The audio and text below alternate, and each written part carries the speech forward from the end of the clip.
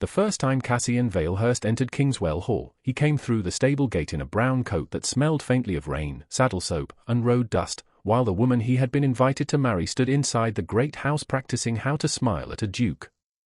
No one bowed to him. No one called him Your Grace. A red-faced groom glanced at the worn leather bag in his hand and said, "You're late." Cassian lowered his eyes as a hired undergroom ought to do and answered in the rougher voice he had chosen for the day. The North Road was bad. The lie sat easily enough on his tongue. The rest did not. Beyond the stable yard, Kingswell Hall rose from the Yorkshire earth with the self-importance of a family determined to look wealthier than it was. Its long windows flashed with afternoon light. Its chimneys smoked handsomely. Its stone steps had been scrubbed so fiercely for the arriving guests that they looked almost white against the damp gravel. Inside, he knew, Lord Alaric Vane, Earl of Kelden, had arranged a country house party for one purpose, to place his daughter, Lady Octavia Vane, before the unmarried Duke of Aldermere and make the match appear inevitable. Cassian had read the letters. He had read too many of them. Lady Morwen Vane had written of Octavia's sweetness, Lord Kelden of her accomplishments, and both had written of their household's virtue with the heavy insistence of people who feared inspection. So Cassian had come before his own carriage, before his valet announced him, before anyone could arrange themselves into flattering shapes. He came as Will Ward, an undergroom attached to the Duke's horses, and within 3 minutes of standing in the stable yard, he learned more than 3 months of correspondence had told him. The head groom barked at a thin stable lad for dropping a brush. A footman cursed because a carriage rug had gone missing. A kitchen maid hurried past with her tray held too tightly, her eyes fixed on the ground. Every servant moved as though the house had trained them to expect blame before instruction. Cassian watched, silent and still, while a grey mare tossed her head in the loose box and a young groom swore that Miss Calder had given the wrong order about the rug. She said blue for the second carriage, the groom muttered. If my lord asks, it was her doing. Whose doing? Asked a woman's voice. Cassian turned. She had entered through the side passage without ceremony, carrying a folded list in one gloved hand and a basket of cut ribbon in the other. She was not dressed like a servant, though her gown was too plain for a guest and too carefully mended for prosperity. The brown wool fit neatly at the waist. Her cuffs had been turned to hide wear. A single dark curl had escaped beneath the edge of her bonnet, and her face held the pale composure of someone who had learned long ago that visible hurt fed cruel people. Miss Calder, the young groom said, and his tone changed at once. Not into respect. Into caution. I was only saying the carriage rug was not where it ought to be. You were saying I had ordered it wrongly. Her voice remained even. The blue rug was for the second carriage because Lady Morwen said Lady Octavia dislikes green beside her travelling cloak. The green rug belongs in the third carriage with Mrs. Pennick. I wrote it twice, Thomas. The groom flushed. I did not see the note. Then say that. Do not say I gave the wrong order. There was no sharpness in her words. That made them sharper. The footman beside the stable door gave a small, mean laugh. A great matter for a rug. Miss Calder looked at him. A small falsehood is still false. Cassian felt the word settle somewhere behind his ribs. She did not raise her voice. She did not demand apology. She simply restored the truth to its proper place and returned the folded list to her basket as though truth, like ribbon, could be gathered and put to use. Find the green rug, please, she said to the groom. Lady Morwen will want the carriages ready before the first guests arrive. Yes, miss. The groom moved. The footman did not. He gave Cassian one glance, found him unimportant, then pointed toward a heap of luggage straps near the wall. You. New man. Take those to the coach house and try not to trip over your own boots. Cassian had commanded regiments of stewards, tenants, solicitors, and titled men who smiled while asking for favors. He had never been ordered to carry straps. He crossed the yard without expression. Before he could lift them, the footman added, and mind you do not scratch the leather. That belongs to his grace, not to stable dirt. Cassian looked down at his own hands. The irony might have amused him in another mood. It did not amuse him now. His grace's leather will survive me, he said. The footman stiffened at the dry tone. What did you say? He said he would be careful, Miss Calder answered before Cassian could decide whether Will Ward was allowed to be insolent. She stepped closer, just enough to redirect the footman's attention. Mr. Ellery, Lady Morwen asked for you in the entrance hall. The silver card tray has not been placed. The footman's face changed. Panic, irritation, and obedience crossed it in quick order. He gave a shallow bow that was too careless for her rank and too pointed to be accidental.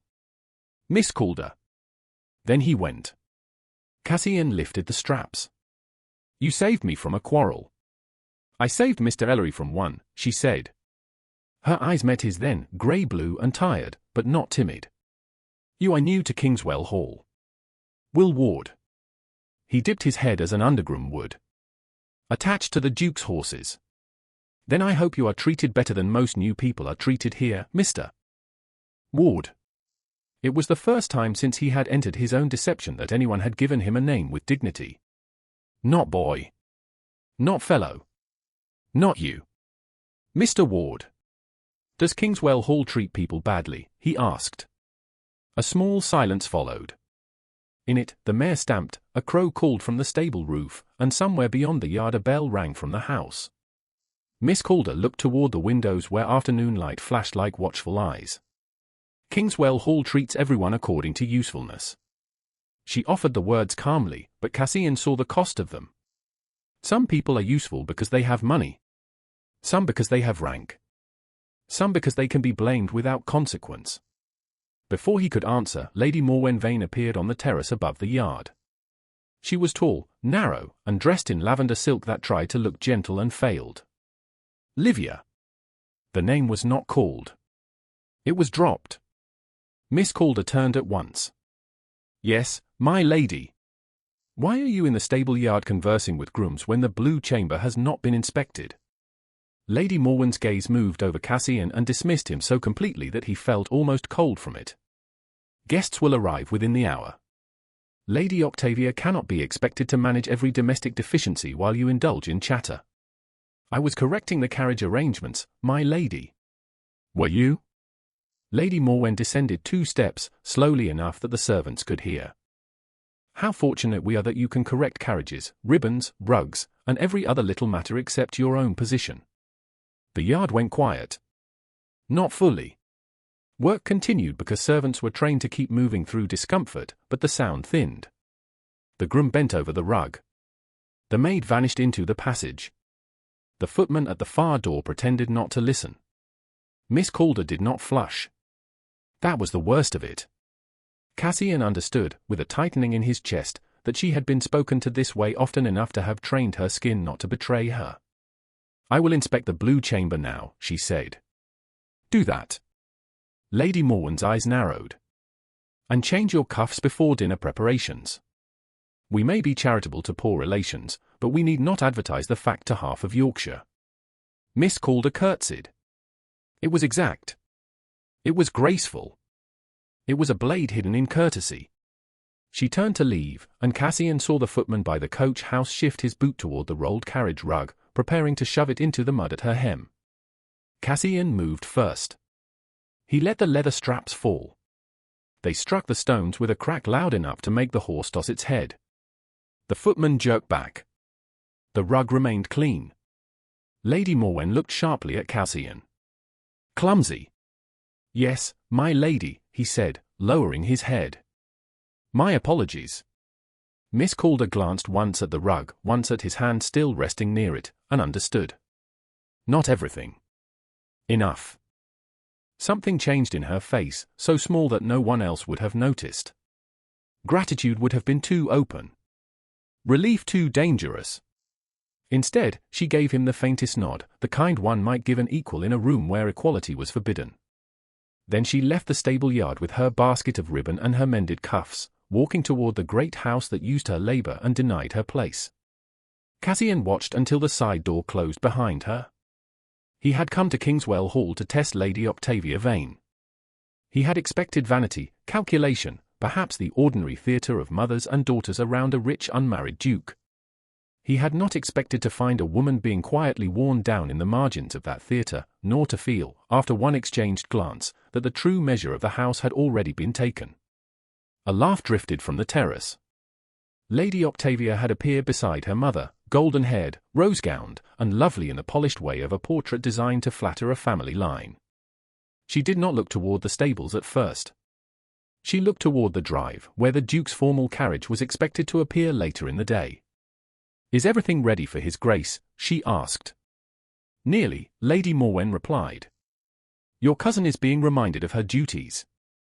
Octavia's gaze slid at last to the yard, to Cassian's rough coat, to the straps at his feet. Her mouth curved. "Then let us hope she remembers them. Livia has such a talent for forgetting where she belongs." Cassian kept his head lowered. His hands remained still. But behind the stillness, the Duke of Aldermere made his first decision at Kingswell Hall. He would not leave at once. He would not announce himself yet. He would watch a little longer, listen a little more closely, and learn exactly how the Vane family behaved when they believed power was not looking. Then Lord Kelden's voice sounded from an open window above the stable passage, low but clear enough to carry. "Do not trouble yourself about Livia. The girl is useful precisely because she has nowhere else to go." The words should have blown away with the stable dust. They did not. Cassian heard them. He remembered them. And for the first time since he had put on Woolward's plain brown coat, the disguise no longer felt like a test of others. It felt like a promise. By the time the first guest carriage rolled up the long drive, Kingswell Hall had become a house of polished surfaces and tightened tempers. Every brass handle shone. Every vase stood crowded with hothouse flowers. Every servant moved quickly enough to appear invisible. Livia Calder had changed her cuffs as Lady Morwen commanded, though the replacement pair was older and no less worn. She had inspected the blue chamber, corrected the placement of 2 years, found the missing green carriage rug, and carried 3 messages between the housekeeper and the butler because neither wished to be accused of delay. No one thanked her. That was ordinary. Gratitude at Kingswell Hall was reserved for people whose names appeared on invitations, not for those who made invitations possible. Still, one small disturbance followed her through the corridors. It was not Lady Morwen's insult. It was not Octavia's smile from the terrace. It was the moment in the stable yard when the new undergroom had let the leather straps fall before the footman could shove mud onto her gown. He had done it clumsily enough to be blamed, neatly enough to be useful. That required judgment. Servants did not often risk correction for a poor relation. Gentlemen never did. By late afternoon, Livia was sent down the back stair with a list of alterations for the carriage order. The passage near the kitchens was warm with steam and sharp with the smell of boiled ham, yeast, and blacking polish. A scullery maid nearly collided with her, bobbed a frightened apology, and vanished before Livia could answer. Through the open stable door, Livia saw Woolward standing beneath the archway with one hand wrapped in a stained handkerchief. The grey mare had calmed, but a bridle buckle lay open on the bench beside him, its small metal tongue bright against the leather. He was looking down at his hand with the expression of a man more irritated by inconvenience than pain. A footman passed with a tray of cups and did not slow. Will looked toward the tray. "Is there tea for the stable?" he asked. The footman glanced at him as one might glance at rain on a boot. "Not in those cups." "I did not ask for those cups." "Then ask someone who has time to serve grooms." The footman continued into the house, silver rattling softly on the tray. Will remained still. The set of his shoulders changed almost imperceptibly. Livia recognized the change because she had felt it in herself many times. It was the moment when insult had to be swallowed because answering would cost more than silence. She should have gone on. She had already been warned once that day about the stable yard. Lady Morwen had eyes everywhere, and Octavia had the kind of imagination that never created anything kind. Yet Livia looked at the handkerchief darkened at his palm, then at the open buckle, then at the servants who had all learned not to notice what did not concern them. She turned toward the kitchen. "Martha," she called gently. A round-faced kitchen maid looked up from a tray of seed cakes. "Yes, miss." "Is there any plain tea left in the brown pot?" "A little, miss, but Mrs. Baines said the good cups are for the west drawing-room." "Then do not use a good cup." Livia opened the lower dresser where cracked saucers and mismatched cups were kept for kitchen use. At the back sat a blue teacup with a chip along the rim and a hairline crack near the handle. She knew it well. When she had first come to Kingswell Hall, it had been the cup given to her in the schoolroom after Lady Morwen decided she was no longer a guest and not quite family. The chip had been there even then. Livia took it down, rinsed it herself, and set it on a folded white cloth because even broken things could be offered cleanly. Martha watched with round eyes. "Miss, Lady Morwen won't like you carrying tea to the stable. Lady Morwen dislikes many harmless things. But if she hears of it, then she will hear the truth." Mr. Ward cut his hand while attending to the Duke's horse. Livia poured the tea, added no sugar because there was none to spare, and carried the cup through the open passage where Martha could see her and old Mr. Pritchard, the coachman, sat oiling a strap within 10 paces. It was not privacy. It was not impropriety. It was kindness placed where witnesses could not honestly call it anything else. Will looked up when she approached. Surprise crossed his face before he mastered it. "Miss Calder." "Mr. Ward." She held out the cup. "It is only tea." "The cup is unfortunate, but clean." He did not take it at once. His eyes moved from the chipped rim to the cloth beneath it, then to her face. "You need not trouble yourself. People say that most often when trouble is exactly what is needed." A faint line appeared beside his mouth. It was not quite a smile, but it warmed him. He accepted the cup carefully with his uninjured hand. "You call this trouble? At Kingswell Hall, almost anything may become trouble if offered to the wrong person. And am I the wrong person?" She glanced toward the yard, where a stable lad pretended not to listen. "That depends on who is judging. I prefer not to leave thirst to their judgment." He looked into the tea as if it had become stranger than wine. "You address every undergroom as Mr. When I know his name. Most would say a groom has no need of such ceremony. Most people use ceremony only where they expect advantage." His gaze lifted. It was too direct for a servant. Livia felt it like sudden light. "And you expect none from me?" he asked. "No, then why?" "Because I dislike the habit of measuring souls by coats." Silence followed.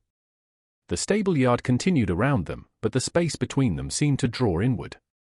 A horse shifted in straw. Mr. Pritchard coughed once into his sleeve. From the kitchen came the dull thud of a pan set too hard on a table. Will's fingers tightened around the blue cup. "You may discover that coats matter a great deal in this world." "I have discovered it already." Her voice stayed quiet. "I only refuse to admire the fact." This time he did smile, though it vanished quickly, as if he had not meant to give it away.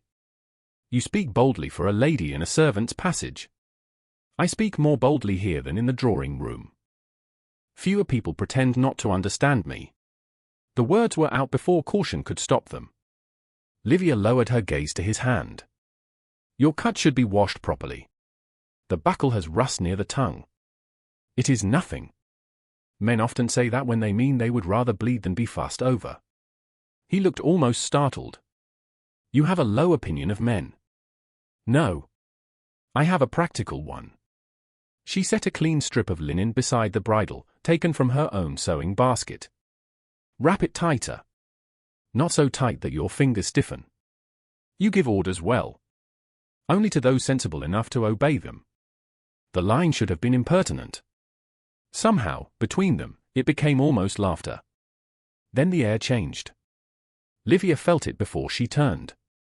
At the far end of the passage, half screened by the open door to the boot room, Lady Octavia Vane stood in a rose-coloured afternoon gown too fine for the back corridors. She held a pair of gloves in one hand and a look of soft delight on her face. It was not delight in what she had seen. It was delight in what she could make of it. "Cousin," Octavia said. "How charitable you are." Livia stepped back from Will at once, though there had been a full yard between them. "Lady Octavia."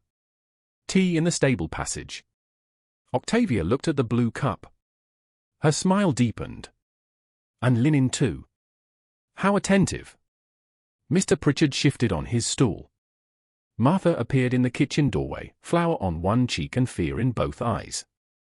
Witnesses, Livia reminded herself. There were witnesses. But truth did not always protect a woman from interpretation. "Mr. Ward injured his hand on a buckle," Livia said. "Martha saw me bring the tea. Mr. Pritchard is here. Of course. Octavia's voice was bright. I'm sure there's a perfectly plain explanation. There always is, when one is determined to be plain. We'll set the cup down so softly the saucer made no sound. Lady Octavia, Miss Calder has done nothing but offer what your servant refused. Octavia's gaze flicked to him, amused and cold. How loyal. You have been at Kingswell Hall half a day and already found a cause. Livia saw danger in the stillness that came over him. It was not fear. That was what frightened her. A groom dependent on wages should have feared Lady Octavia. Will Ward only seemed to be deciding how much contempt he was permitted to show. Livia spoke first. Lady Morwen asked for the blue chamber to be checked before the east rooms are opened. I should return. Yes, Octavia said. You should.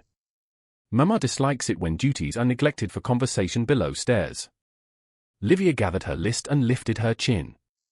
She would not snatch up the teacup like evidence of guilt. She would not apologize for tea. She turned to Will. Good afternoon, Mr. Ward. Good afternoon, Miss Calder. His voice held a restraint so careful it felt like a vow. Livia walked back into the house with Octavia beside her, though beside was too generous a word for the way Octavia drifted half a step behind, enjoying the power to watch. You must take care, Octavia murmured when they reached the corridor where portraits of dead vain ancestors stared from gilded frames. Some kindnesses are misunderstood. Only by people who prefer misunderstanding. Octavia laughed softly. There. That is what I admire about you, Livia. You can be almost proud while holding a chipped cup. Livia stopped at the foot of the servant's stair. For one breath, she wanted to answer as sharply as she had answered the groom about the carriage rug. Instead, she saw Lady Morwen at the far end of the hall, saw two visiting ladies entering from the vestibule, and understood the trap. Octavia wanted a scene. Livia gave her a curtsy instead. I will remember your concern. Do. Octavia's eyes glittered. Especially when His Grace arrives. Dukes are so particular about the company kept in their stables. Livia went upstairs without looking back. In the passage below, Cassian remained beside the bench, his cut hand newly wrapped and the blue cup cooling at his side. He had been tested all his life by flattery, ambition, and fear. He had expected Lady Octavia to be vain. He had expected Lord Kelden to be desperate. He had not expected the first honest kindness he received at Kingswell Hall to come in a chipped cup from the woman they treated as disposable. He picked up the cup once more, turned it until the chipped rim caught the grey afternoon light, and understood with uncomfortable clarity that Octavia had seen enough to make cruelty look like virtue. Worse, he understood that Livia knew it too. Yet she had brought the tea anyway. That knowledge did not leave him. It settled deeper than suspicion. It became the beginning of certainty. The paper waited for Livia Calder in Lord Kelden's study as though it had more right to the room than she did. It lay on the green leather blotter beneath a silver paperweight, cream-coloured, clean-edged, and already prepared for her signature. Beside it stood a pen trimmed with a fresh nib. The ink bottle had been opened. Everything about the arrangement was polite. That was how Kingswell Hall did its cruelties. It placed them on polished desks, beneath family portraits, with a bell-pull near at hand and a decanter of sherry glowing in the afternoon light. Livia stood just inside the study door with her hands folded before her, aware of the scent of sealing wax, old books, and the faint sourness of Lord Kelden's impatience. He sat behind the desk in a dark coat that made his thinning hair look paler. Lady Morwen stood near the window, turning one of her rings around her finger. Neither had asked Livia to sit. You understand, Lord Kelden said, tapping the paper once, that this is a matter of household necessity. Livia looked at the document, not at the pen. I understand that you wish me to sign something before I have read it. His smile tightened. Do not be childish. It concerns your late mother's settlement, and you have known for years that the funds have been administered under my care. Administered, Livia repeated softly. Not surrendered. Lady Morwen made a small sound of annoyance. Must you always make a vulgar distinction where none is needed? It is needed by me. The words were quiet, but once spoken, they seemed to take up more space than Livia herself. Lord Kelden leaned back. Your mother was my cousin. When she died, this family took you in. Yes, my lord. We clothed you in altered gowns. We housed you in the old schoolroom until Lady Octavia wanted it for her music. Lady Morwen's eyes sharpened. Livia. Livia lowered her gaze, but not her chin. Forgive me. I was only answering plainly. Lord Kelden's hand closed around the paperweight. He did not lift it. He did not need to. Men with titles rarely needed force when custom had already done the work for them. Plainly, then. Your portion is small. Too small to establish you independently. Too small to attract a husband of sense. Too small to matter, except that at present the estate requires liquidity before several important guests arrive. If you sign this assignment, your aunt and I may continue to provide for you without embarrassment. And if I do not? Lady Morwen stepped forward. The lavender silk of her gown whispered against the carpet. Then we shall be forced to reconsider the wisdom of keeping you here during Lady Octavia's most delicate opportunity. The words were measured. The threat was not. Livia could see it now, as one sees the outline of a stone beneath clear water. Sign, and be useful. Refuse, and be sent away with enough rumor attached to make refusal look like ingratitude. Outside the study, beyond the partly open terrace door, Cassian Valehurst stood in the narrow service passage that joined the boot room to the rear hall, a basket of polished riding gloves in his hands and stillness in every bone. He had not meant to listen.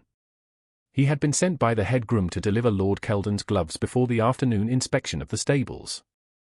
Then he had heard Livia's name. Now he remained in the shadow where a servant might wait without notice, and the Duke of Aldermere listened to an earl try to steal from a woman who owned almost nothing. My mother's settlement is the last thing of hers that remains to me, Livia said. Lord Kelden exhaled through his nose. Sentiment. Memory. Obstinacy. Security. His gaze rose sharply. For the first time, annoyance gave way to something more revealing.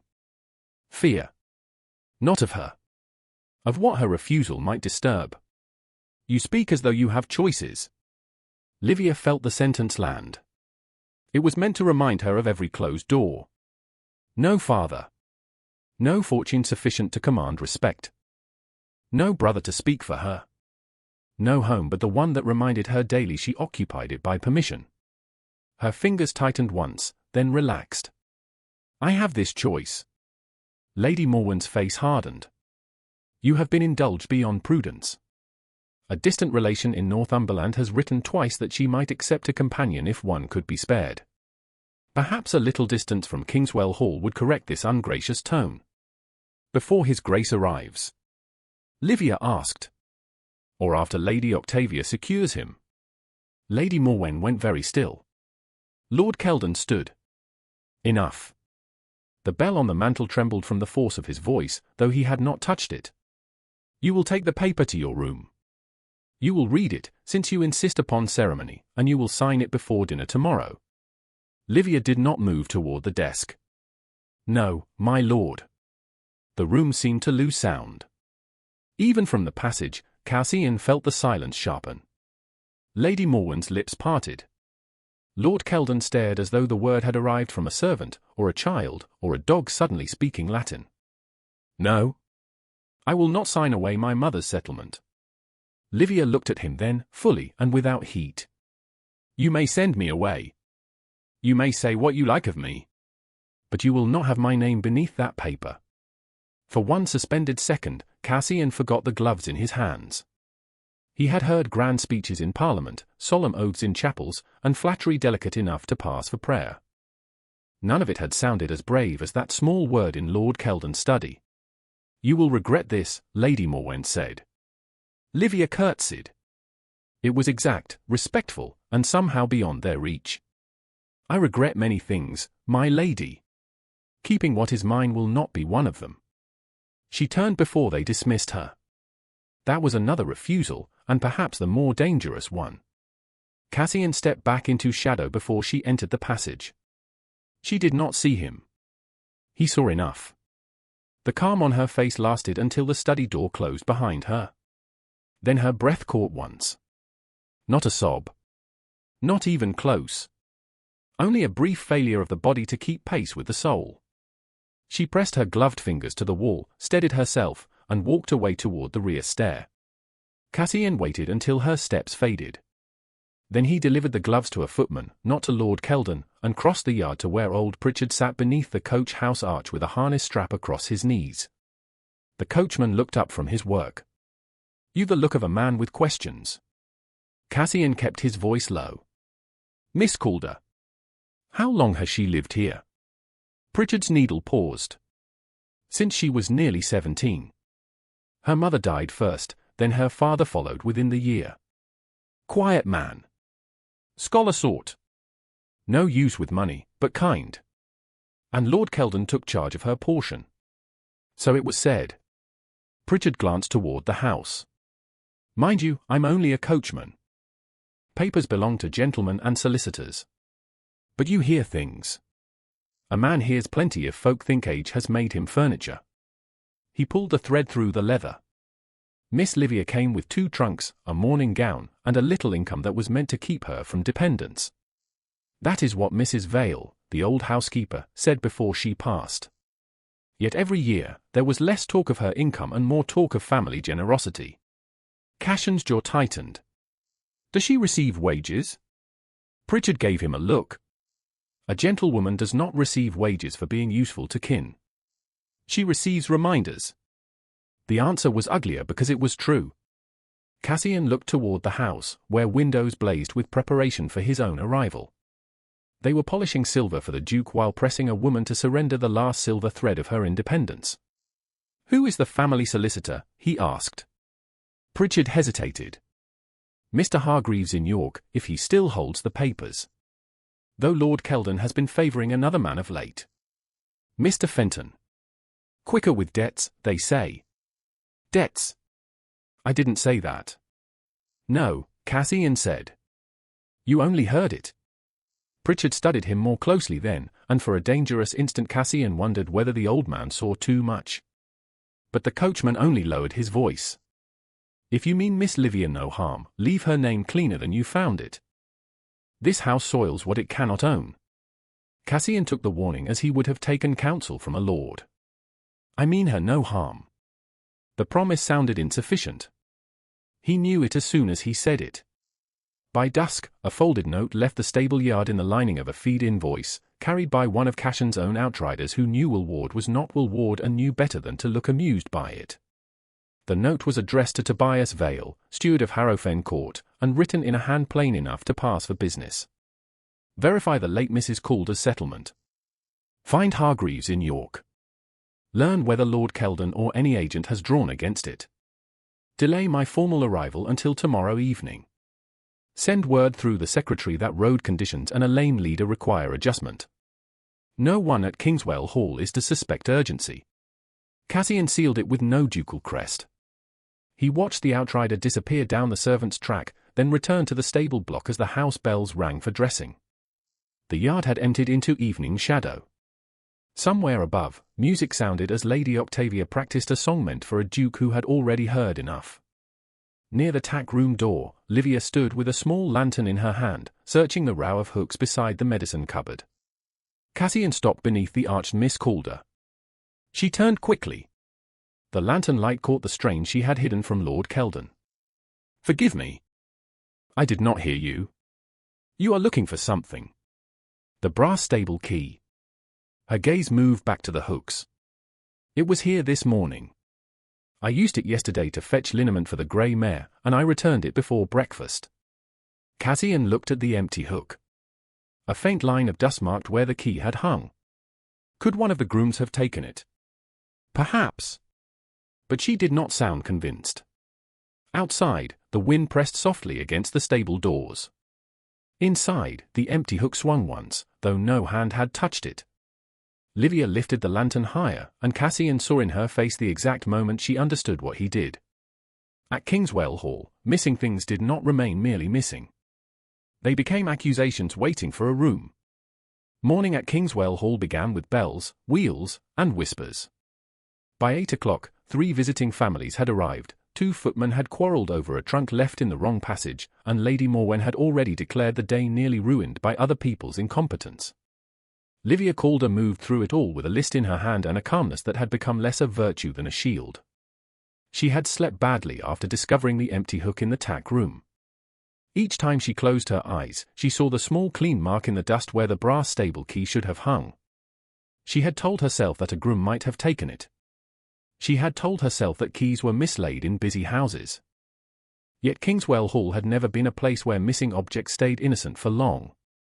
The first sign came just before breakfast, when Martha appeared at the door of the linen room with a face as pale as the folded sheets in her arms. "Miss Calder," she whispered, "Lady Octavia's asking for you in the back parlour." Livia set down the napkin she had been counting. "Did she say why?" Martha swallowed. "No, miss. But Lady Morwen's there. And my lord." That was answer enough. Livia followed the maid through the narrow corridor that separated household order from family performance. The back parlour was not meant for guests. It was a room for small reprimands, household instructions, and private humiliations that could be brought into public later if useful. Lord Kelden stood near the mantel with his hands behind his back. Lady Morwen sat very straight in a chair by the window. Lady Octavia stood beside Livia's sewing basket, which had been placed on the centre table. The basket looked painfully small beneath their attention. Livia's mending lay folded inside it. A reel of brown thread. A pair of worn cuffs. A strip of linen she had meant to hem. And on top of everything, bright against the dull cloth, lay the brass stable key. No one spoke for a moment. That was part of the punishment. Silence allowed guilt to be imagined before truth could answer. Octavia lifted the key between 2 fingers as though it had been found in mud. "How curious," she said. "I was looking for blue thread for Mamma's hem, and I found this." Livia looked at the key, then at Octavia's face. "You searched my sewing basket. You left it in the morning room yesterday." "I left it in the linen room." Octavia smiled. "Did you? How very odd. Things do seem to move strangely around you lately." Lady Morwen's mouth tightened. "Livia, answer the matter at hand." "I do not know how the key came to be there." Lord Kelden gave a short laugh without amusement. "That is a familiar answer." Livia turned to him. "I used the key yesterday to open the tack room for Mr. Pritchard. The grey mare needed liniment. I returned it to the hook before breakfast. And yet here it is," Octavia said. "Among your private things. My mending is hardly private when half the house sends torn cuffs to me." "Do not be clever," Lady Morwen said. "It makes denial less becoming." Livia felt the heat rise in her throat, but she kept her voice level. "My lady, I have no reason to hide a stable key in my basket." Octavia lowered her lashes. "No reason that one would wish to admit." The room changed. It did not move, yet it shifted around her. Lord Kelden looked toward his daughter with feigned reluctance, as if he disliked understanding what she meant. Lady Morwen pressed her fingertips together. Livia saw the shape of the accusation before it was spoken and felt the old, cold knowledge of how easily a woman's name could be darkened by suggestion alone. "Say what you intend to say," Livia said. Octavia's smile softened. "I only wonder whether your interest in the stables has become excessive. Tea yesterday. Linen. Now a key. It begins to look like a pattern." Livia's hands remained folded. She would not clench them. "It is a pattern of useful errands being made ugly by people determined to do so." Lady Morwen stood. "That is enough." "No," Livia said, and the word surprised even her with its steadiness. "If I am to be accused, I should at least be allowed to name the truth. Mr. Pritchard can confirm I opened the tack room for the liniment. Martha saw me bring tea in an open passage. Nothing was hidden until this key appeared in my basket." Lord Kelden's eyes narrowed at the word appeared. "You will moderate your tone." Before Livia could answer, a knock sounded at the parlour door. No one had summoned it. That alone made everyone turn. The door opened, and Will Ward stood on the threshold with his cap in one hand. Behind him, half visible in the passage, old Pritchard leaned on his cane as though he had come by chance and would leave by stubbornness. Lady Morwen stiffened. "Who permitted you to enter?" Will bowed his head, but not low enough to look afraid. "Beg pardon, my lady. Mr. Pritchard sent me with word about the grey mare." Lord Kelden's voice cooled. "This is not a stable matter." Will's gaze moved to the brass key in Octavia's hand. "It appears to be, my lord." The stillness that followed was sharper than silence. Livia looked at him. She should have been relieved, but fear moved first. A servant who contradicted a house like Kingswell Hall could lose more than a meal. He could lose a place. He could be marked troublesome and sent on with no character. Yet Will stepped inside by one pace, not enough to be insolent, only enough to be heard. "Miss Calder opened the tack room yesterday because Mr. Pritchard's knee had swollen and the mare required liniment. I was present when the bottle was fetched." Octavia's brows lifted. "How devoted your memory is." "Useful thing, memory." His voice was plain. "Especially when Fossard has a head start." Lady Morwen inhaled. Lord Kelden took one step forward. "You forget yourself." Will lowered his eyes. "No, my lord." The answer was soft, but Livia heard the edge beneath it. Lord Kelden heard it too. A groom's word is not a shield for impertinence. "I'm not offering impertinence," Will said. "I'm offering what I saw." "What you saw," Octavia repeated. "And did you also see Miss Calder return the key?" Will paused. It was less than a second, but in that sliver of time Livia understood the trap. He had seen her take the key. He had seen her search for it missing later.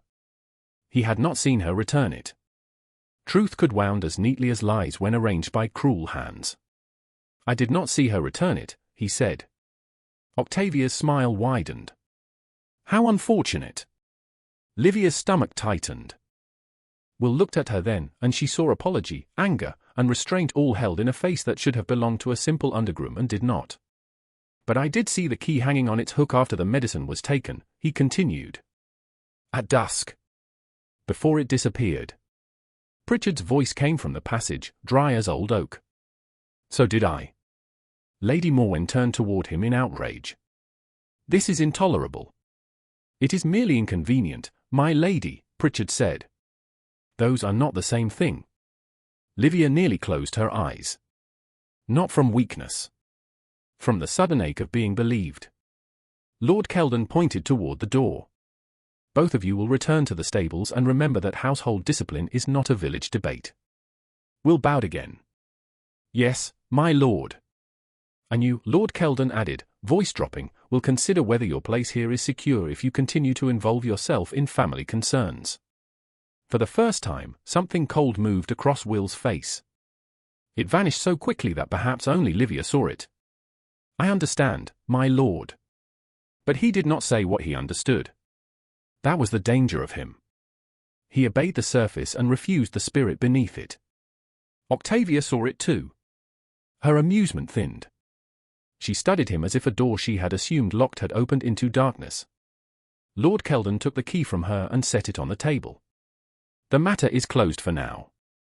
Livia, you will keep away from the stables unless directly ordered. Lady Octavia, you will say nothing of this before guests. We will not have servants' gossip disturbing His Grace's arrival." "Of course, Papa," Octavia said.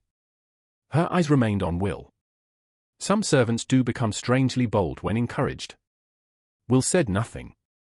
Livia curtsied because there was no other safe exit. As she passed him in the doorway, he moved a fraction aside, allowing her space without making it visible as protection. She did not thank him. She could not. But her fingers brushed the edge of her sewing basket, and she lifted it with both hands as if reclaiming something stolen.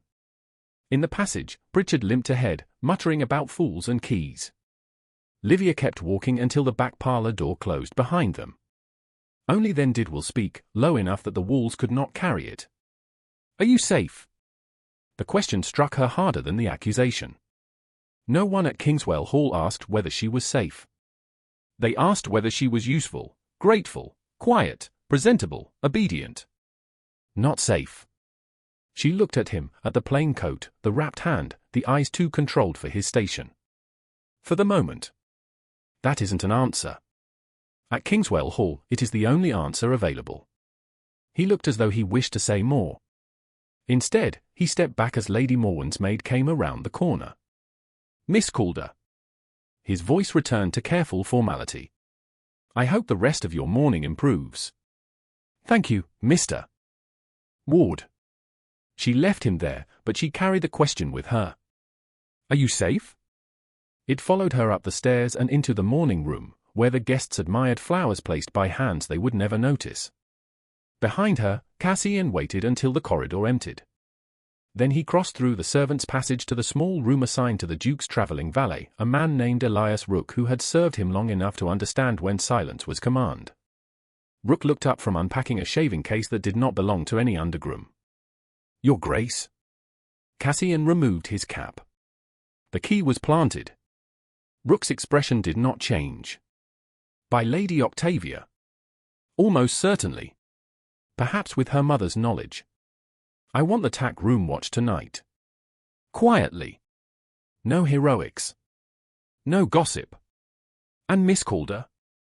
Cassian looked toward the ceiling, as if he could see through plaster and polished floors to where Livia moved among people who sharpened kindness into evidence against her.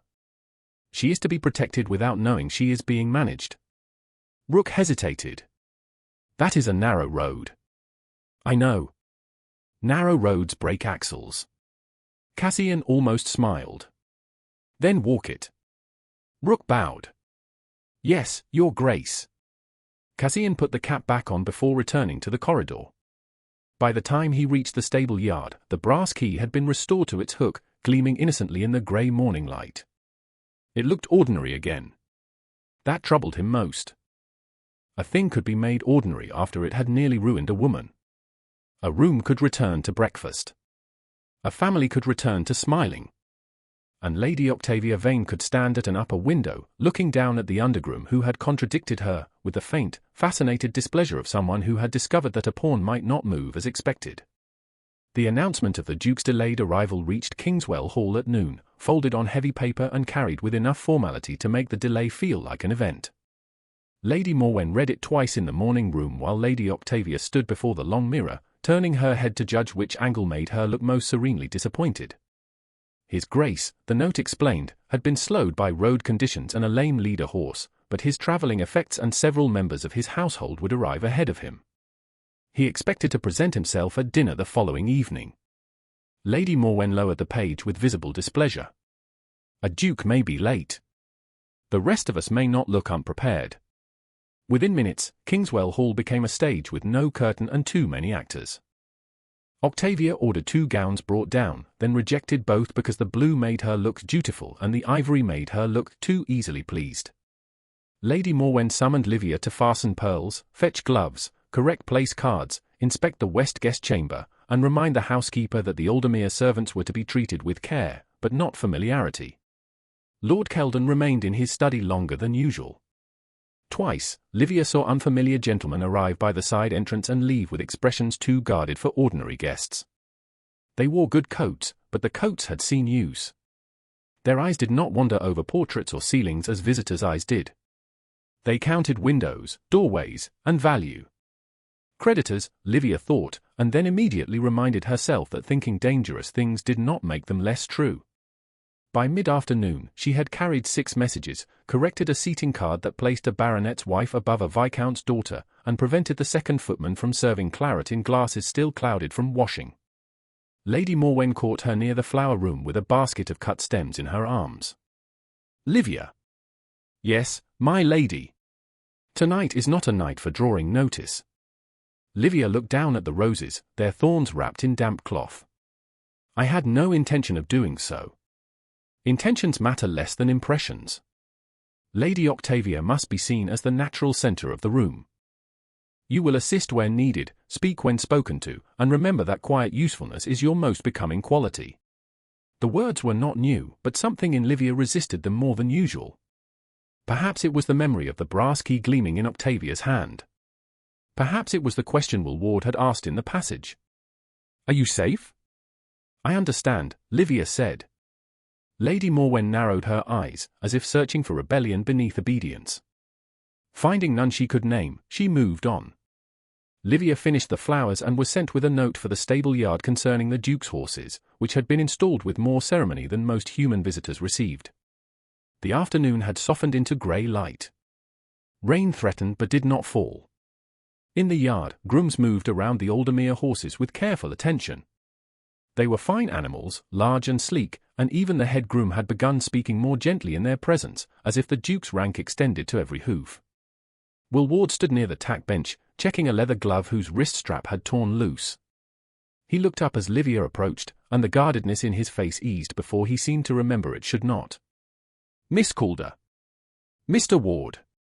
She held out the note. "The housekeeper asks whether the bay leader requires mash tonight or ordinary feed.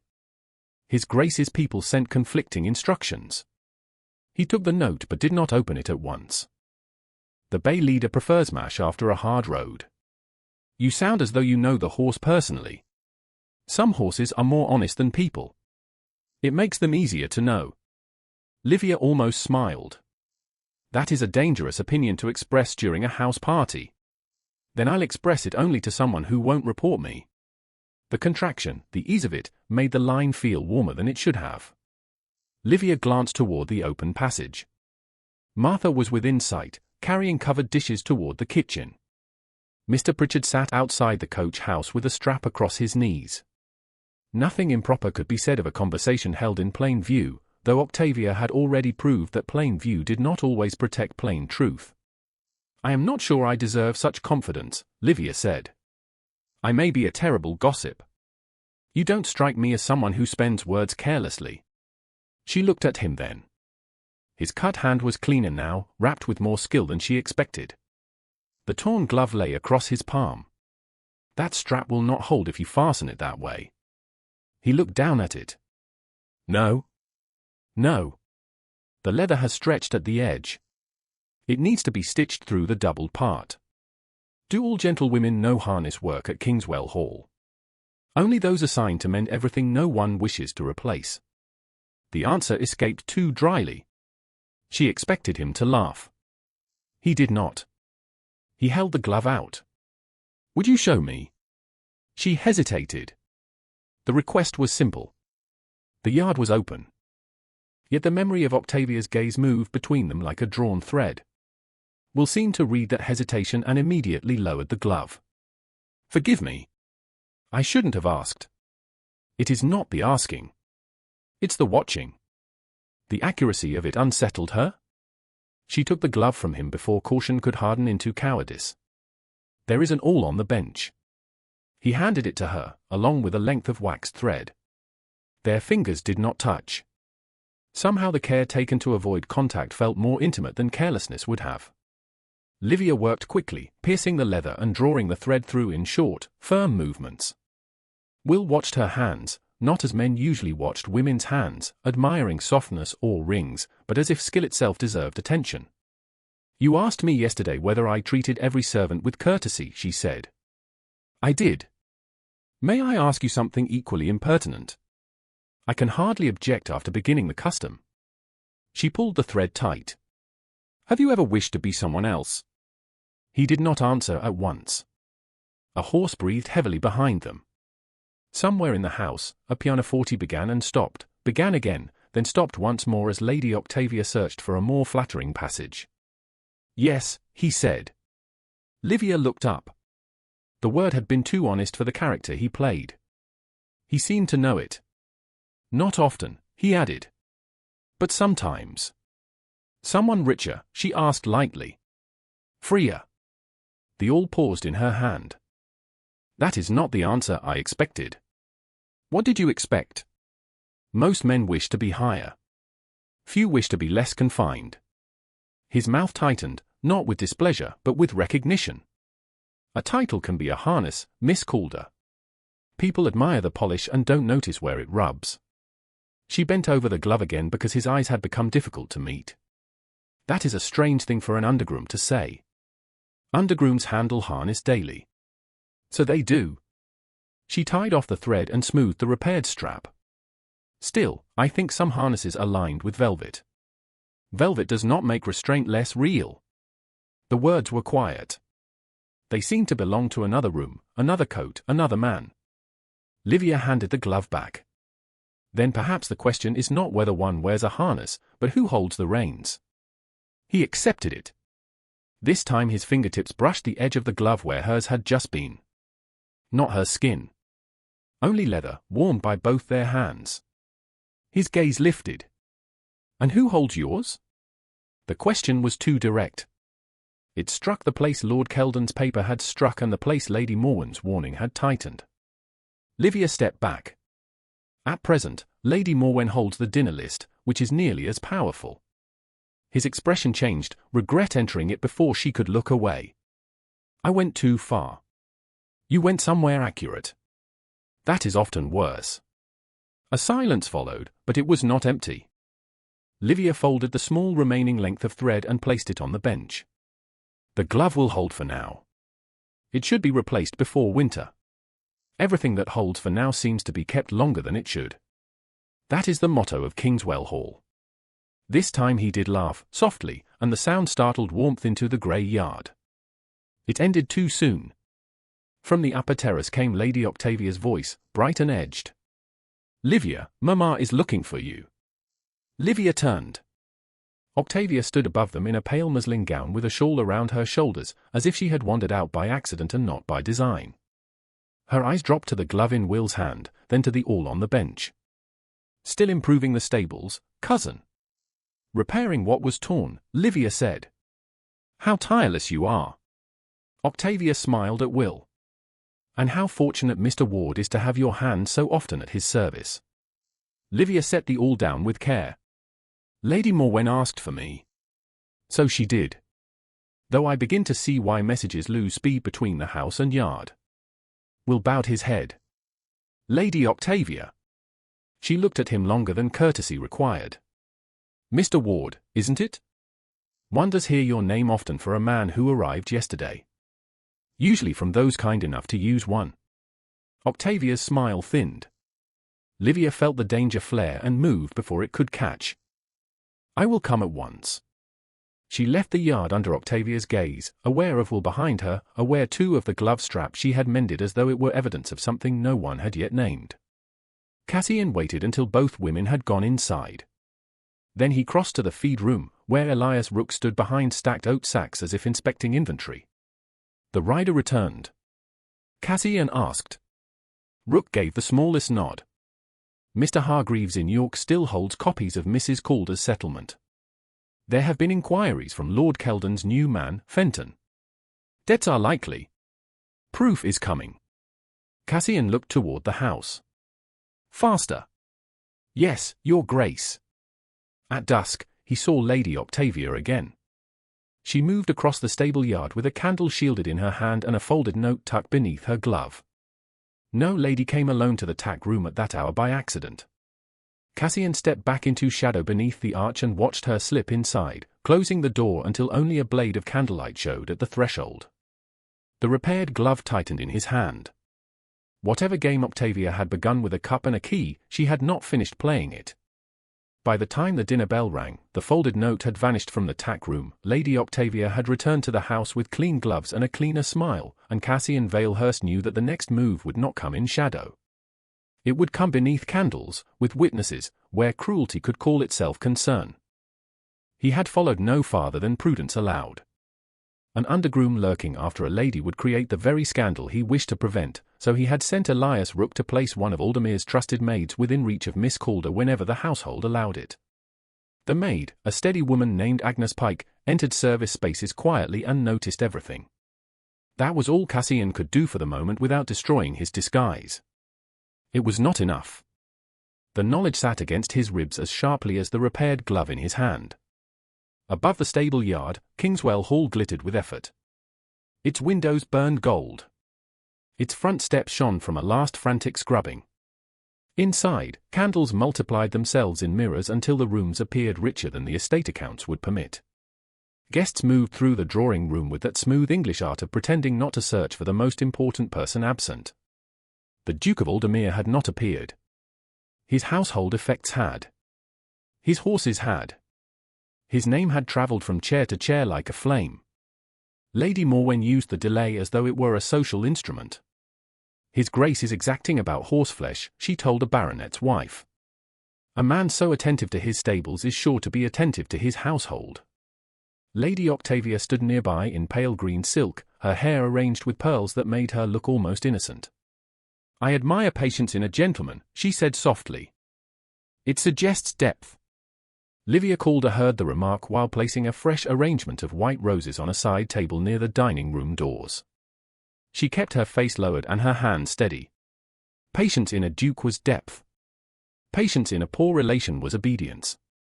The distinction would have amused her if it had not shaped so much of her life. Livia, Lady Morwen called. The card for Lady Frobisher has been placed too far down the table. Livia turned at once. I corrected it this afternoon, my lady. Lady Frobisher is seated to Lord Kelden's right. Countess Frobisher, Lady Morwen said sharply, though she knew Livia knew the title. One must be precise. A woman with silver hair and a face built more for judgment than softness turned from the mantle. Miss Calder is precise, Lady Morwen. I saw the card myself. The room stilled just enough to hear the correction. Lady Morwen's smile tightened. Of course, Countess Aveline. My niece is very useful. I did not say useful, the Countess replied. I said precise. Livia felt the words like a hand briefly placed at her back, steady but not possessive. She curtsied and moved away before gratitude could show too plainly. From the servants' passage behind the dining room screen, Cassian watched through the narrow angle left by an imperfectly closed door. He had heard the entire exchange. Countess Aveline Frobisher, widowed, rich enough to be unafraid, and old enough to ignore fashionable nonsense, had noticed Livia. Good. A room needed more than one witness if truth was to survive it. Dinner began with the kind of ceremony that made every slight look accidental. Livia had expected to remain behind the screen, but Lady Morwen summoned her into the dining room after the first course and placed her beside Mrs. Pennick, an elderly cousin by marriage who required help hearing names, cutting food, and remembering which guest had married whose niece. It was not a servant's place, yet it was not a guest's place either. It was the narrow strip of existence Kingswell Hall had carved for Livia, genteel enough to be unpaid and low enough to be corrected. Lord Kelden presided with forced warmth. Two gentlemen Livia recognized from the side entrance sat near the lower end of the table, dressed now as social acquaintances rather than men who counted doorways. Their smiles did not reach their eyes. Creditors, still. Octavia shone at her mother's left, answering questions about music, charity, and the anticipated pleasure of meeting his Grace with modest downward glances that might have been rehearsed before a mirror. We are all bereft without the Duke tonight, said one young lady. Not bereft, Octavia corrected gently. Merely expectant. A ripple of approval moved around the table. Then her gaze slid to Livia. Cousin, you must find the suspense less troubling than we do. You have had so much conversation with his Grace's stables that the household delay cannot feel very distant. A fork touched porcelain too loudly. Mrs. Pennick looked confused. Lady Morwen lowered her eyes as if embarrassed on Livia's behalf. Lord Kelden took a slow drink of wine. The room waited. Livia felt every gaze. Some curious. Some amused. Some hungry for the small discomfort of someone with less power. She also felt, without seeing him, the presence of the servant passage at her back. Will Ward was there. She did not know how she knew. She only knew that the silence behind the screen had changed. She set down Mrs. Pennick's knife and looked at Octavia with composed courtesy. A stable delay is usually easier to understand than a drawing-room one, Lady Octavia. Horses at least have the honesty to limp when something is wrong. Countess Aveline made a soft sound that might have been a cough and might not. The baronet's wife looked down to hide a smile. Octavia's eyes cooled. How rustic of you, Livia. Practical, I hope. There is a difference. Often. Not always. Lady Morwen intervened with a laugh as thin as glass. Miss Calder has been much occupied today.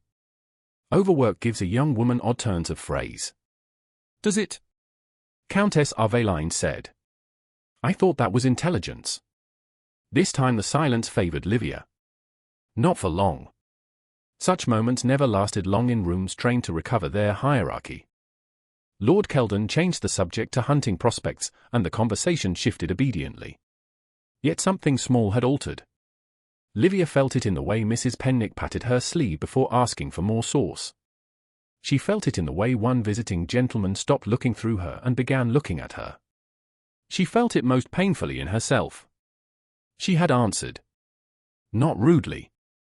Not wildly. She had answered, and the ceiling had not fallen.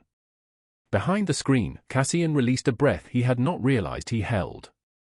He had seen courage in her refusal to sign Lord Kelden's paper. He had seen kindness in the stable passage. Now he saw the weapon she had been forced to make from restraint. She did not strike first. She struck cleanly when cornered. Agnes Pike moved into the passage with a tray of warmed plates, and Cassian stepped back to let her pass. "Stay near Miss Calder when the ladies withdraw," he murmured without turning his head. Agnes did not start. A well-trained servant never rewarded secrets with surprise. "Yes, sir. If any note, key, token, or trinket appears where it ought not, you are to remember who touched it. I've a good memory. Use it." In the dining room, the courses continued. Soup gave way to fish, fish to cutlets, cutlets to forced laughter.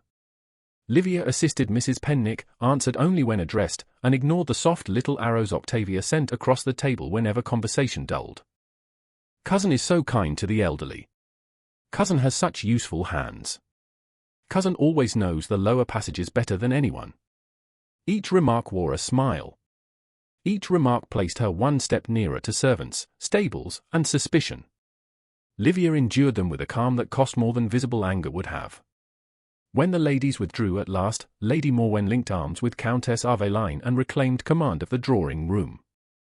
Livia followed with Mrs. Pennick.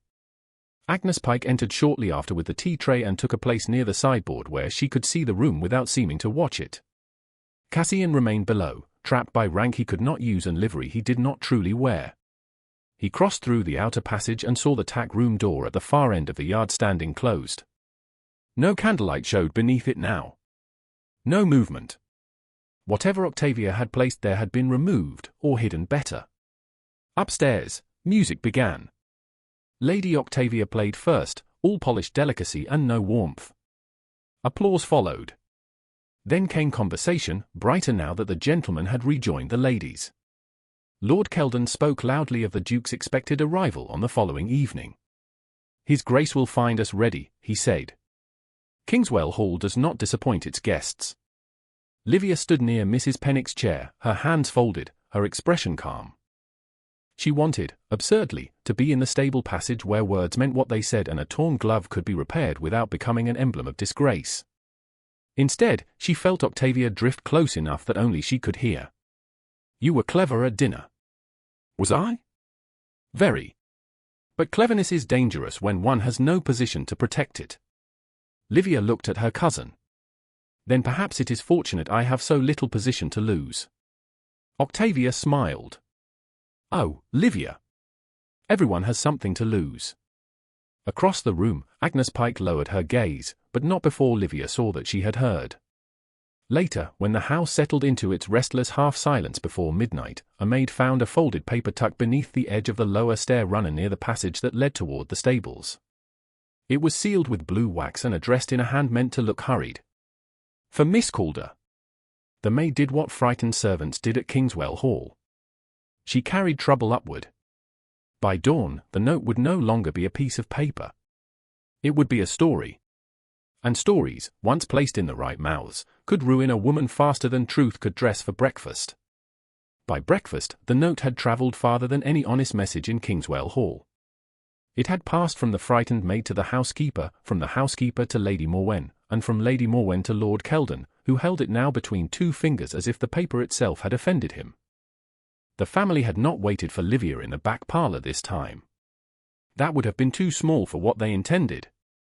They chose the breakfast room, where guests drifted in expecting coffee, rolls, and gentle conversation about the Duke's continued delay. Sunlight lay across the long table in polished strips. Silver lids gleamed. Porcelain cups waited in rows. At the far end, Lady Octavia sat with her eyes lowered and her face arranged into sorrow. Livia saw that face before she saw the note, and understood at once that kindness had finally been given its trial. "Miss Calder," Lord Kelden said. He did not call her Livia. That was the first public cut. Conversation thinned. Countess Aveline Frobisher, already seated near the window, looked up sharply from her coffee. Lady Morwen stood beside her husband with one hand pressed to her breast in a performance of wounded family feeling. "My lord?" Livia asked. Her voice was steady enough to satisfy pride and not steady enough to ease fear. "A paper was found last night near the lower stair." He lifted it. Blue wax clung to one folded edge, broken cleanly. "It bears your name." Livia kept her hands at her sides. "Then I should like to see it." A faint movement passed around the room. Guests liked courage in men and modesty in women. A woman asking to inspect evidence against herself sat uneasily between the two. Lord Kelden gave the note to Lady Morwen, who read aloud in a low, pained voice. "Meet me by the tack room after midnight. No one will see us if you come by the servants' stair. Bring the key." She paused delicately before the final words. "I cannot stop thinking of your kindness." A cup touched its saucer. Someone inhaled. The letter W seemed to grow larger than the room. Livia felt the first shock pass through her body and then the second, colder shock beneath it. Not merely a note. A pattern. The tea. The linen. The brass key. The repaired glove. Every ordinary kindness had been threaded into a noose of suggestion.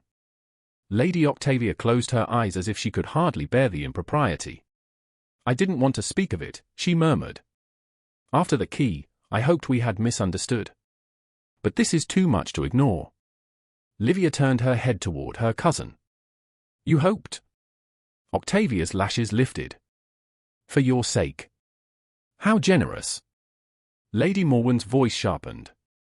"Miss Calder, this is not an occasion for insolence." "No, my lady. It is an occasion for truth." Lord Kelden struck the table once with the folded note. Not loudly. Loudness would have looked uncontrolled. "Did you write this?" "No. Did you receive it?" "No. Did you arrange to meet the man who calls himself Will Ward?" The phrasing did something strange in the room. A few guests looked toward the servants' door, as if the undergroom might be dragged from the stones by the mention of his name. Livia felt heat rise along her throat, but she did not lower her eyes. "No." Octavia spoke softly. "But you did bring him tea." "In an open passage, with Martha and Mr. Pritchard within sight. And linen for his hand. He had cut it on a buckle. And the stable key was found among your things. After it had disappeared from the tack room." Lady Morwen gave a sorrowful sigh, perfectly timed. "My dear, one explanation may be accepted. 3 begin to burden sympathy." Countess Aveline set down her cup. The sound was small, yet it cut through the room. "Sympathy should not be so easily burdened, Lady Morwen." Lord Kelden's jaw tightened. "Countess, I regret that a family matter has intruded upon breakfast." "Then perhaps it should not have been brought to breakfast." Silence. Livia loved the Countess for that sentence, though it could not save her. "Not alone." Lord Kelden bowed with formal restraint. When a household's honor is touched, concealment invites gossip. "We prefer clarity." At that moment, the door near the service passage opened. Will Ward stepped in, cap in hand, face composed and pale beneath the plainness he wore. Behind him stood Agnes Pike with a tray she had plainly forgotten to set down. Livia saw his eyes go first to her, not the note. It was the look of a man arriving late to a danger he had expected and failed to prevent. Lord Kelden's expression hardened. "You were not summoned." Will bowed. "No, my lord." "Then leave." "I can't, my lord." The room changed again. It was one thing for a poor relation to deny. It was quite another for an undergroom to refuse an earl in front of guests. Will lifted his gaze. "The note names me, if W means Ward. I should answer it." Octavia's mouth curved almost imperceptibly. "How honorable. Did you write it?" Lord Kelden demanded. No, did you ask Miss Calder to meet you after midnight? No, were you near the tack room at that hour? No. I was in the north stable with a Lame Bay leader until after 1 o'clock. Mr. Pritchard can say so, and so can 2 of his Grace's men. Lady Morwen's eyes narrowed. How convenient. Truth often is, when people dislike it. A small gasp escaped someone near the sideboard. Livia wanted to warn him. A man in his position could not speak that way and remain safe. Yet Will stood with an unnatural calm, as if dismissal, ruined character, and hunger belonged to someone else's world. Lord Kelden stepped around the table. A groom's convenience is not evidence. Will's jaw shifted. Then neither is a note no one saw delivered. Lady Octavia tilted her head. But the note was found, Mr. Ward. The key was found. Miss Calder's attention to you was seen. How much more must decent people endure before they name what is before them? Livia looked from Octavia to the guests, from the guests to the silver, from the silver to the sunlight that made every surface bright and pitiless. She understood then that denial would not be enough. Denial left the accusation standing and only placed her beside it. She had to step elsewhere. May I ask one question, she said. Lord Kelden frowned. This is not a proceeding. No. If it were, evidence would matter more. Countess Aveline's eye sharpened with approval. Livia turned to the room, not to her uncle. Her voice was quiet, but every word landed. If kindness is guilt, what does cruelty prove? No one answered. The question moved through the breakfast room and found all the places people had hoped not to look. It found Lady Morwen's public corrections. It found Octavia's smiling insinuations. It found Lord Kelden's paper in the study.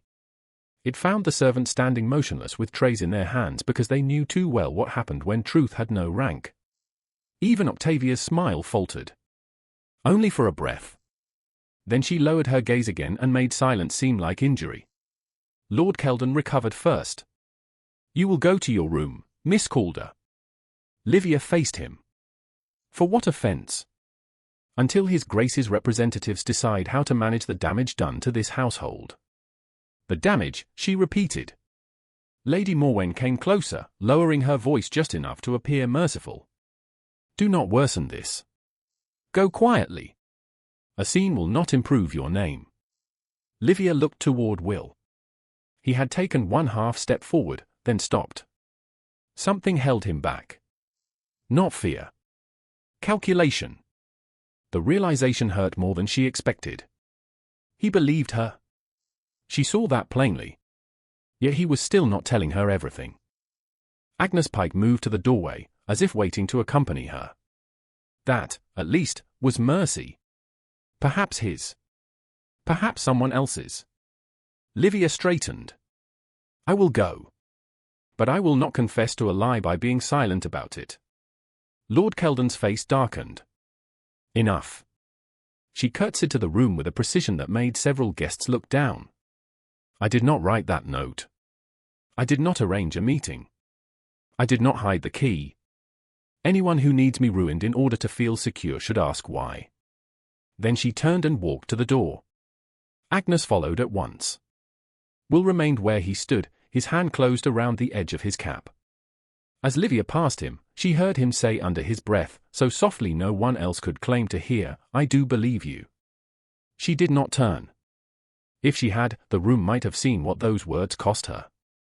In the corridor, the air felt cooler and less survivable. Agnes walked beside her, not behind her. That mattered. A little. Behind the breakfast room door, voices began at once, low and feverish. The story was already being reshaped. Livia climbed the stairs without stumbling. At the landing, she paused beside a tall window and pressed one hand against the cold glass. She had thought humiliation would feel hot. It did not. It felt like being placed outside one's own life and forced to watch others decide what she had meant. Below, in the breakfast room, Cassian Valehurst lowered his head as Lord Kelden dismissed him with a contemptuous flick of the hand. He obeyed because Will Ward must obey. But as he withdrew through the service door, his gaze caught on the broken seal of blue wax lying beside Lord Kelden's plate.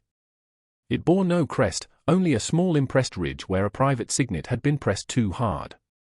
Cassian had seen that wax before. It sat in sticks on Lord Kelden's study desk, the same hard blue shade as winter dusk. The note had not merely been forged. It had been forged from within the room that claimed to grieve over it. Cassian stepped into the passage, and for the first time since arriving at Kingswell Hall, he felt the full weight of his own silence. He had come to expose false virtue. Instead, he had allowed a true heart to stand alone while he gathered proof. That proof had better come quickly. Because Lady Octavia had wounded Livia in public now, and public wounds demanded public reckoning. The order arrived at Kingswell Hall before luncheon, sealed not with the Duke's crest but with the plain authority of his secretary. Lord Kelden read it in his study, then read it again with a face that grew tighter at each line. All household witnesses connected to the matter of the note, the stable key, and Miss Calder's alleged impropriety were to remain at Kingswell Hall until His Grace's representatives had completed their inquiries. No servant was to be dismissed. No guest was to depart without leaving a written direction. No person named in the matter was to be removed from the house. It was phrased with perfect courtesy. It was also a chain laid across Lord Kelden's door. Lady Morwen called it an insult. Lady Octavia called it excessive. Lord Kelden called for brandy before noon and then remembered guests were present. Upstairs, Livia Calder sat in the small room that had once been a schoolroom, listening to the house grow cautious around her. Caution was not the same as justice. It did not warm the room. It did not erase the note read aloud at breakfast or the way several guests had avoided meeting her eyes as she left. Yet it did prevent Lady Morwen from sending her away immediately, and in a house like Kingswell Hall, even delay could feel like breath.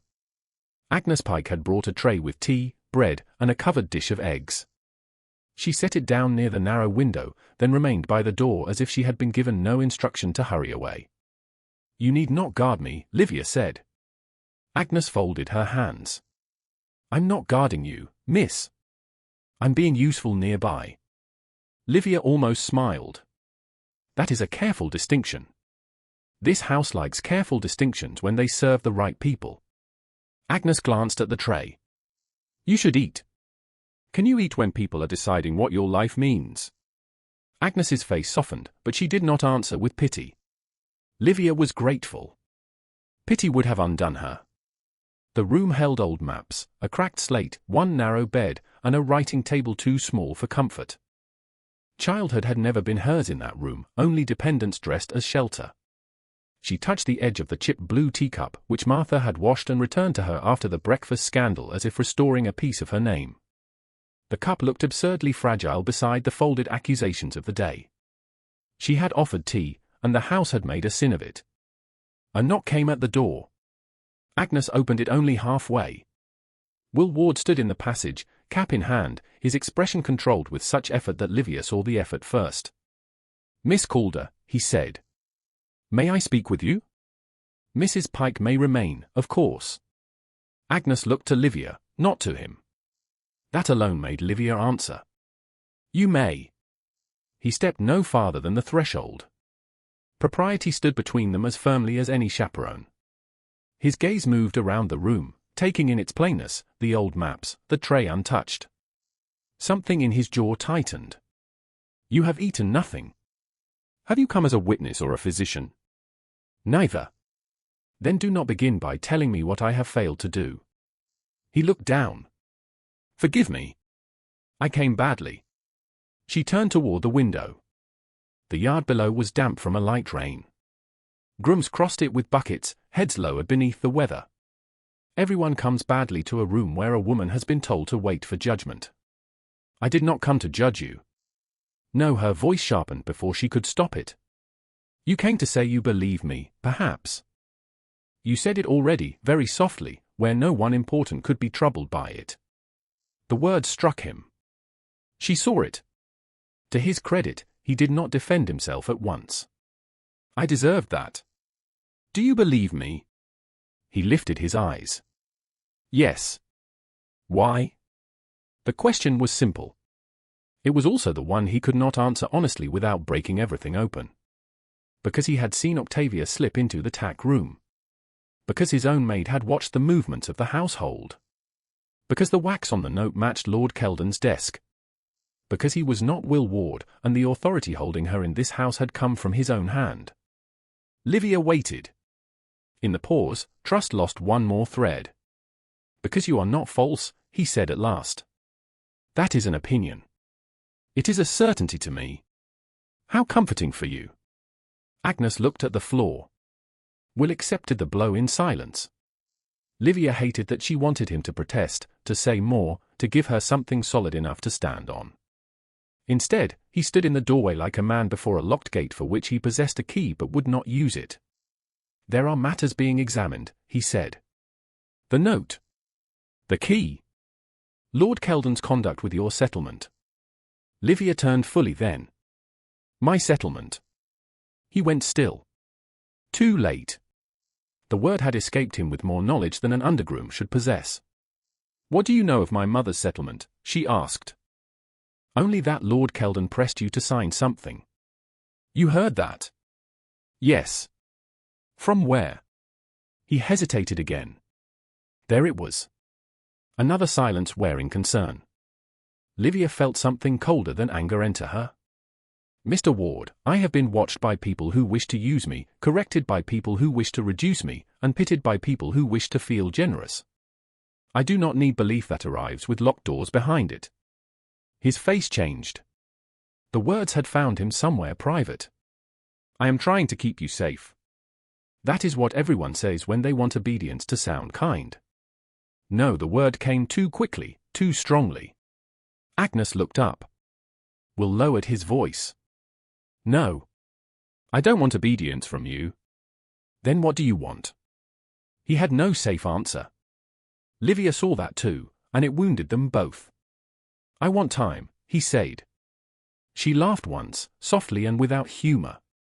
Time is very dear to those who are not the ones being ruined by the hour. Footsteps sounded below, followed by Lady Morwen's voice in the stairwell. We'll step back at once. The movement was proper, careful, and somehow unbearable.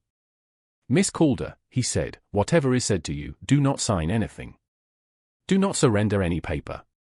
Do not let them send you from this house without a witness. You give orders well for a groom. He bowed his head. Only to those sensible enough to survive them. It was an echo of her own words over the glove, and for one moment memory softened the edge between them. Then Lady Morwen's maid appeared at the stairhead, and he was only Will Ward again, a servant in the wrong corridor. He left without another word. Livia stood very still until his steps faded. Agnes closed the door. He means well, the maid said quietly. Meaning well is not the same as telling the truth. Downstairs, Cassian reached the small chamber assigned to Elias Rook and found his steward's second message waiting inside a folded linen ledger. Rook had placed it beneath a shaving case, where no Kingswell servant would dare search. Cassian read it once, then once more because rage, properly governed, required accuracy. Hargreaves of York confirmed that late Mrs. Calder's settlement remained legally distinct from the Kelden estate. Lord Kelden had no right to compel assignment without Miss Calder's consent. A man named Fenton had attempted inquiries regarding advances against the income. Gambling debts suspected. Further copies being sent. Cassian folded the page slowly. How soon? He asked. Rook stood by the door. Full copies by tomorrow evening, if the road holds. Tomorrow evening may be too late.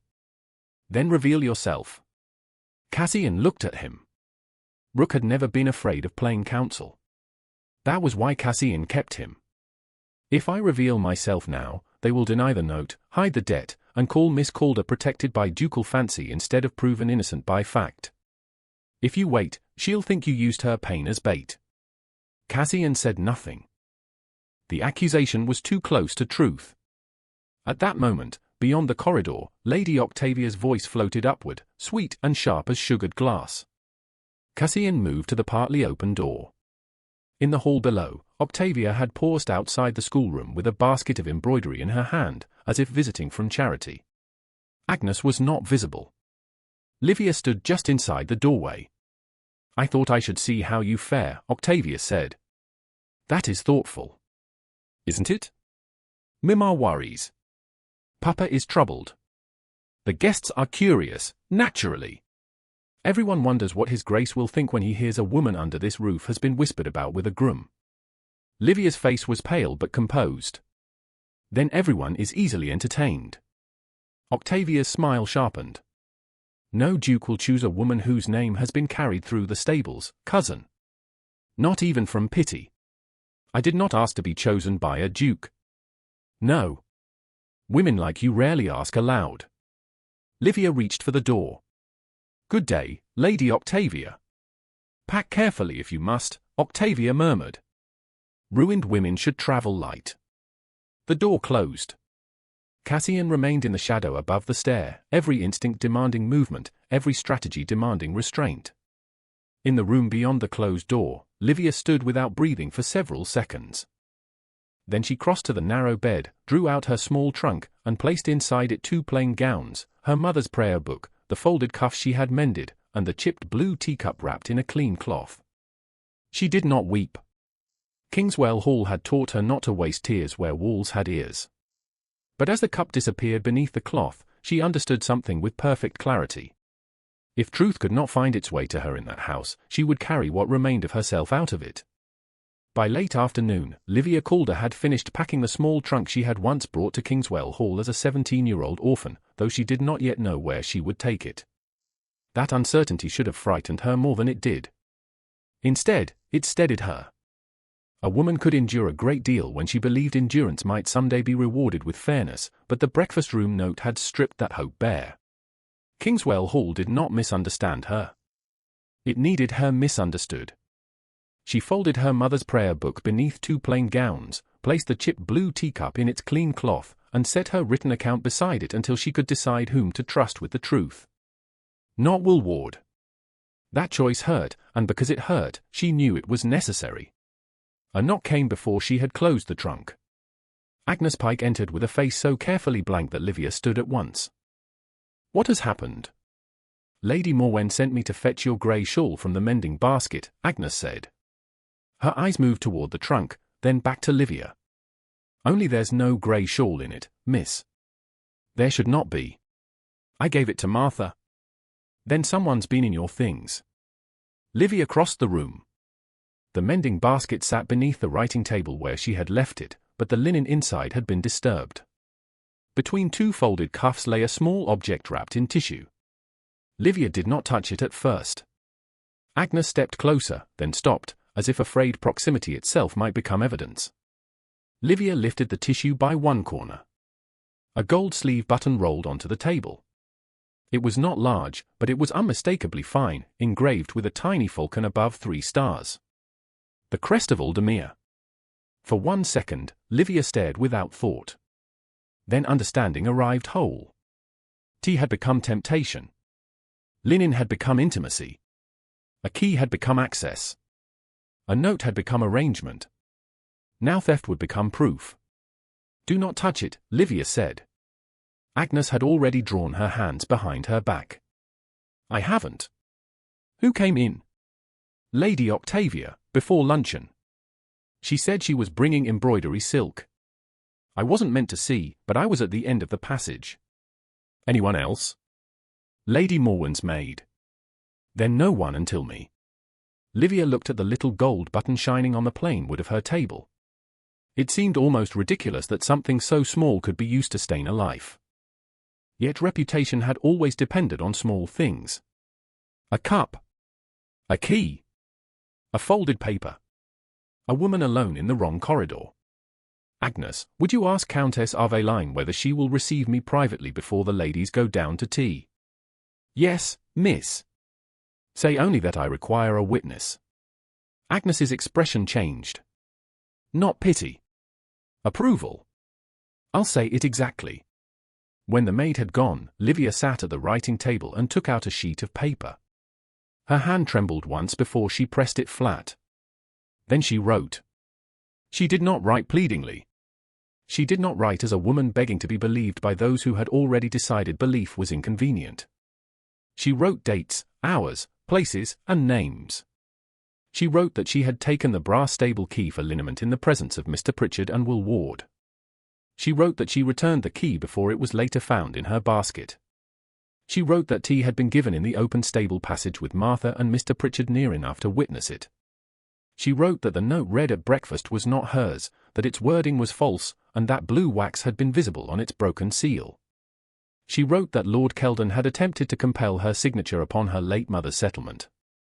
She wrote that Lady Octavia had entered her room before an Aldermere sleeve button appeared among her things. Last, she wrote what mattered most. I leave Kingswell Hall not because I confess guilt, but because I refuse to remain where false evidence is manufactured faster than truth can be heard. She signed her full name. Miss Livia Calder. The title was small. The hand was steady. Countess Aveline received her in the yellow sitting room, where the fire had been lit against the damp and the curtains were drawn just enough to soften the afternoon. The Countess dismissed her companion with a glance and did not ask Livia to explain why her face was pale. "Sit down, Miss Calder." "Thank you, my lady, but I would rather stand." "Then stand. It may help you say what must be said." Livia placed the folded statement on the table. "I need someone who cannot easily be silenced to hold this."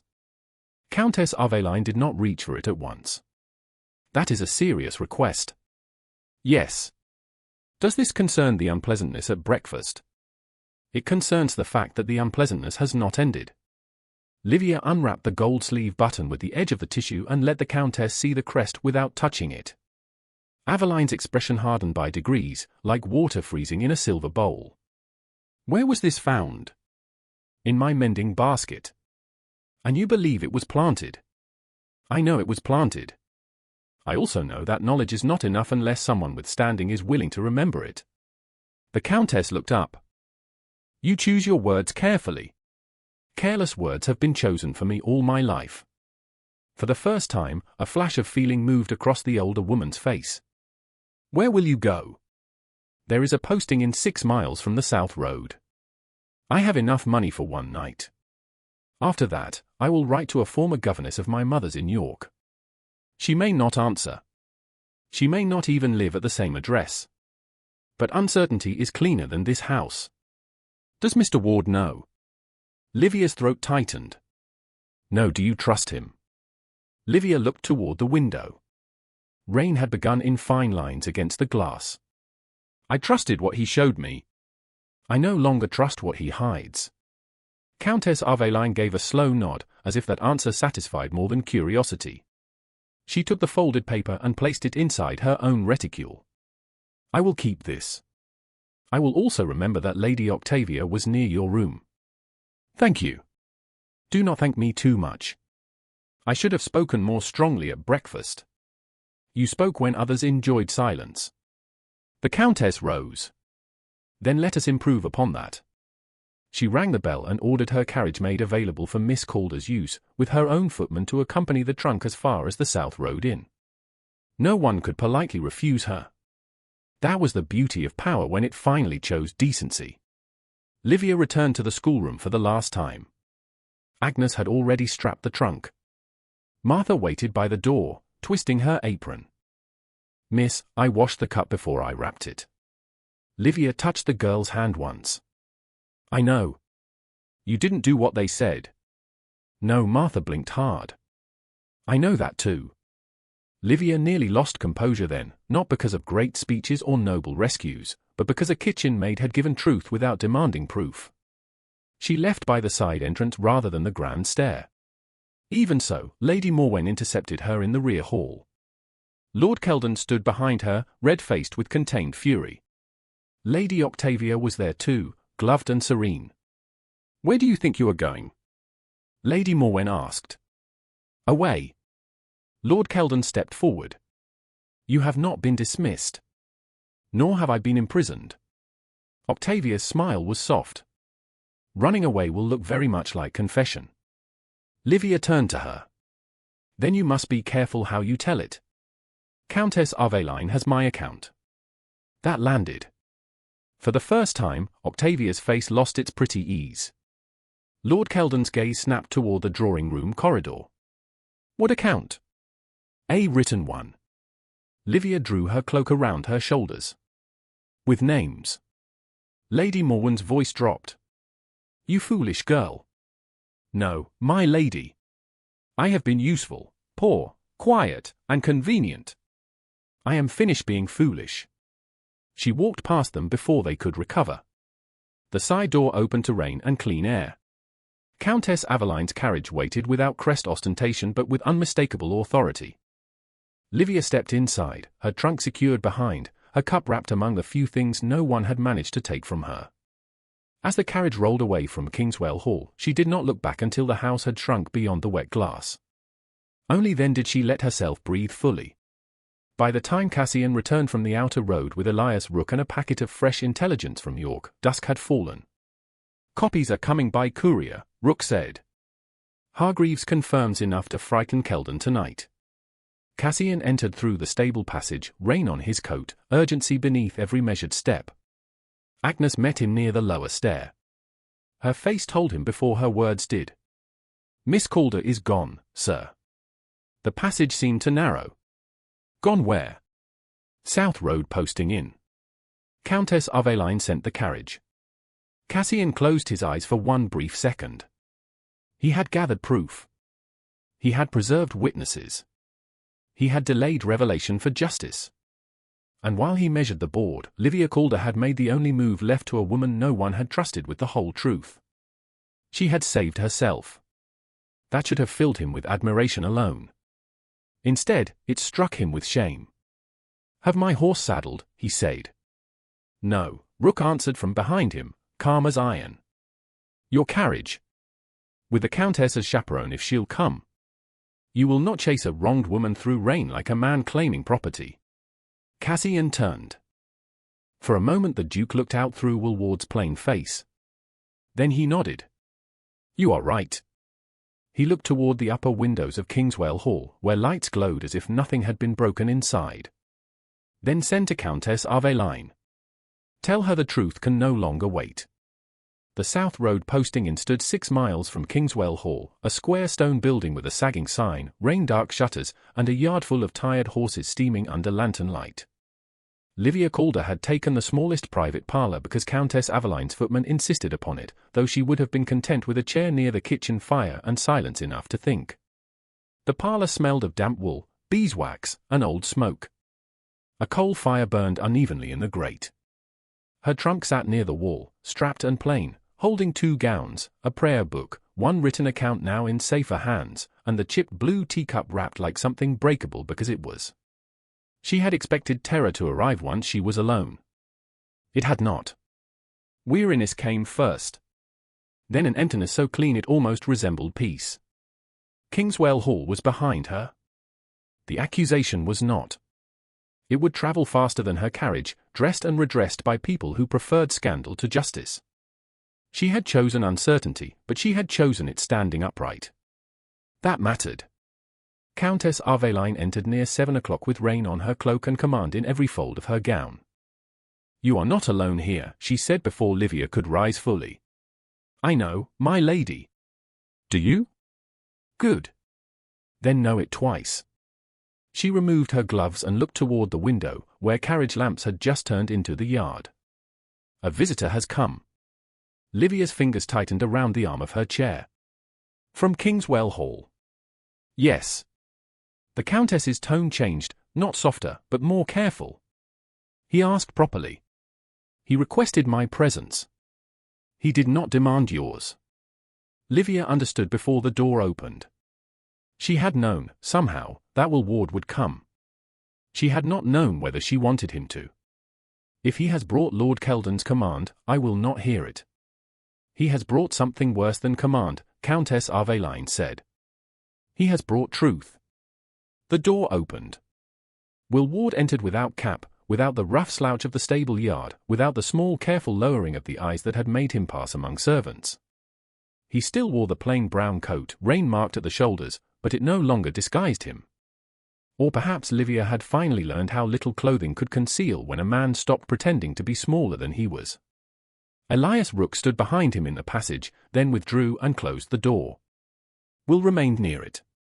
He did not advance. Countess Aveline took the chair by the fire, a chaperone in fact and warning. "Miss Calder," he said. His voice was the same, and not the same at all. Livia stood. "Mr. Ward." Pain crossed his face. He accepted the name as one accepts a deserved blow. Then he removed the plain gloves from his hands and set them on the small table beside him. From his inner pocket, he took a signet ring wrapped in a square of white linen. He did not put it on. He placed it where she could see it. A falcon above 3 stars. Aldermere. The same crest as the gold sleeve button planted in her room. The room became very quiet. The rain against the window seemed suddenly far away. Livia looked at the ring, then at him. No, he closed his eyes briefly. Yes. Countess Aveline said nothing. The fire snapped once in the grate. Livia felt the truth move backward through every moment she had mistaken for simplicity. The first bow in the stable yard. The careful speech. The controlled anger. The knowledge no undergroom should have possessed. The authority hidden behind every warning. She saw the chipped cup in her hands, offered to a man she believed had nothing, and understood that he had accepted it while owning more power than anyone in the house. Her face warmed, then cooled. "Who are you?" she asked, though she knew. He bowed. Not as a servant. Not deeply enough to be theatrical. Properly, gravely, as a gentleman acknowledging a debt. Cassian Valehurst, Duke of Aldermere. The title entered the parlor and changed nothing that mattered. That was the strange part. He did not grow larger. She did not feel smaller. If anything, the title stripped away the last excuse he might have had. "You were testing us," she said. "I was testing the Vane family. And I was part of the household furniture you inspected. No, do not answer too quickly. It insults both of us." He looked down at the ring. "You are right." The admission came without defense. It made her angrier, not less. "I brought you tea." "Yes." "I defended your dignity because I thought no one else would." "Yes." "I trusted that when you stood near me, I was not entirely alone." His jaw tightened. "You were not." "Was I not?" "You had power from the beginning, Your Grace." The title was courteous. It struck harder than scorn. You had a name that could have silenced that breakfast room. You had rank enough to stop Lady Octavia before she turned kindness into filth. You had authority enough to protect every servant who spoke for me. And you stood there with your cap in your hands. Countess Aveline's gaze remained fixed on the fire, but Livia knew the older woman missed nothing. Cassian accepted each word. That was worse too. A weaker man might have argued and allowed her to despise him cleanly. He only stood with the truth between them. "I believed if I revealed myself too soon, they would bury the proof," he said. Lord Kelden would deny the settlement fraud. Lady Octavia would call the note a misunderstanding. Your name would be restored only as a duke's preference, not by evidence. So you waited. Yes. And while you waited, I became useful again. Not to them this time. To your case. He flinched then. Only slightly. That is the part for which I have no defense. The room settled around that sentence. Livia wanted to hold anger like a lamp. She wanted it to show her the path clearly. Yet beneath it lay the memory of his voice asking whether she was safe, his body stepping between mud and her hem, his silence when she wounded him because he knew he had earned the wound. Human beings were inconveniently whole. They did not become villains simply because they failed. That did not make failure harmless. "Why come now?" she asked. "Because I will not let another hour pass with you ignorant of who has involved himself in your life." Involved himself, she repeated. Another careful phrase. Because the plain one is worse. "I deceived you." "Yes." His eyes met hers. "I deceived you. I thought I could separate the disguise from the man beneath it. I thought because my purpose was to uncover falsehood, I was not committing one. That was arrogance." Livia's breath caught despite herself. Not at the apology. At its precision. He was not asking her to soothe him. He was naming the wound where he had made it. I have brought what proof I possess, he continued. Blue wax from Lord Kelden's desk matches the note. Agnes Pike saw Lady Octavia near your room before the sleeve button appeared. Pritchard and 2 of my men confirm the key's movements. My steward is bringing copies from Hargreaves in York showing your mother's settlement was never Lord Kelden's to command. There will be more by tomorrow evening. Then return and use it. I will. You do not need me. I do. Her eyes hardened. He corrected himself at once. Not as bait. Not as ornament. Not as a silent woman I restore for my own conscience. I need you only if you choose to stand there and speak what they tried to bury. The distinction mattered. She wished it did not. And if I choose not to? Then I return with your written account, if Countess Aveline permits it, and clear your name without requiring you to endure that room again.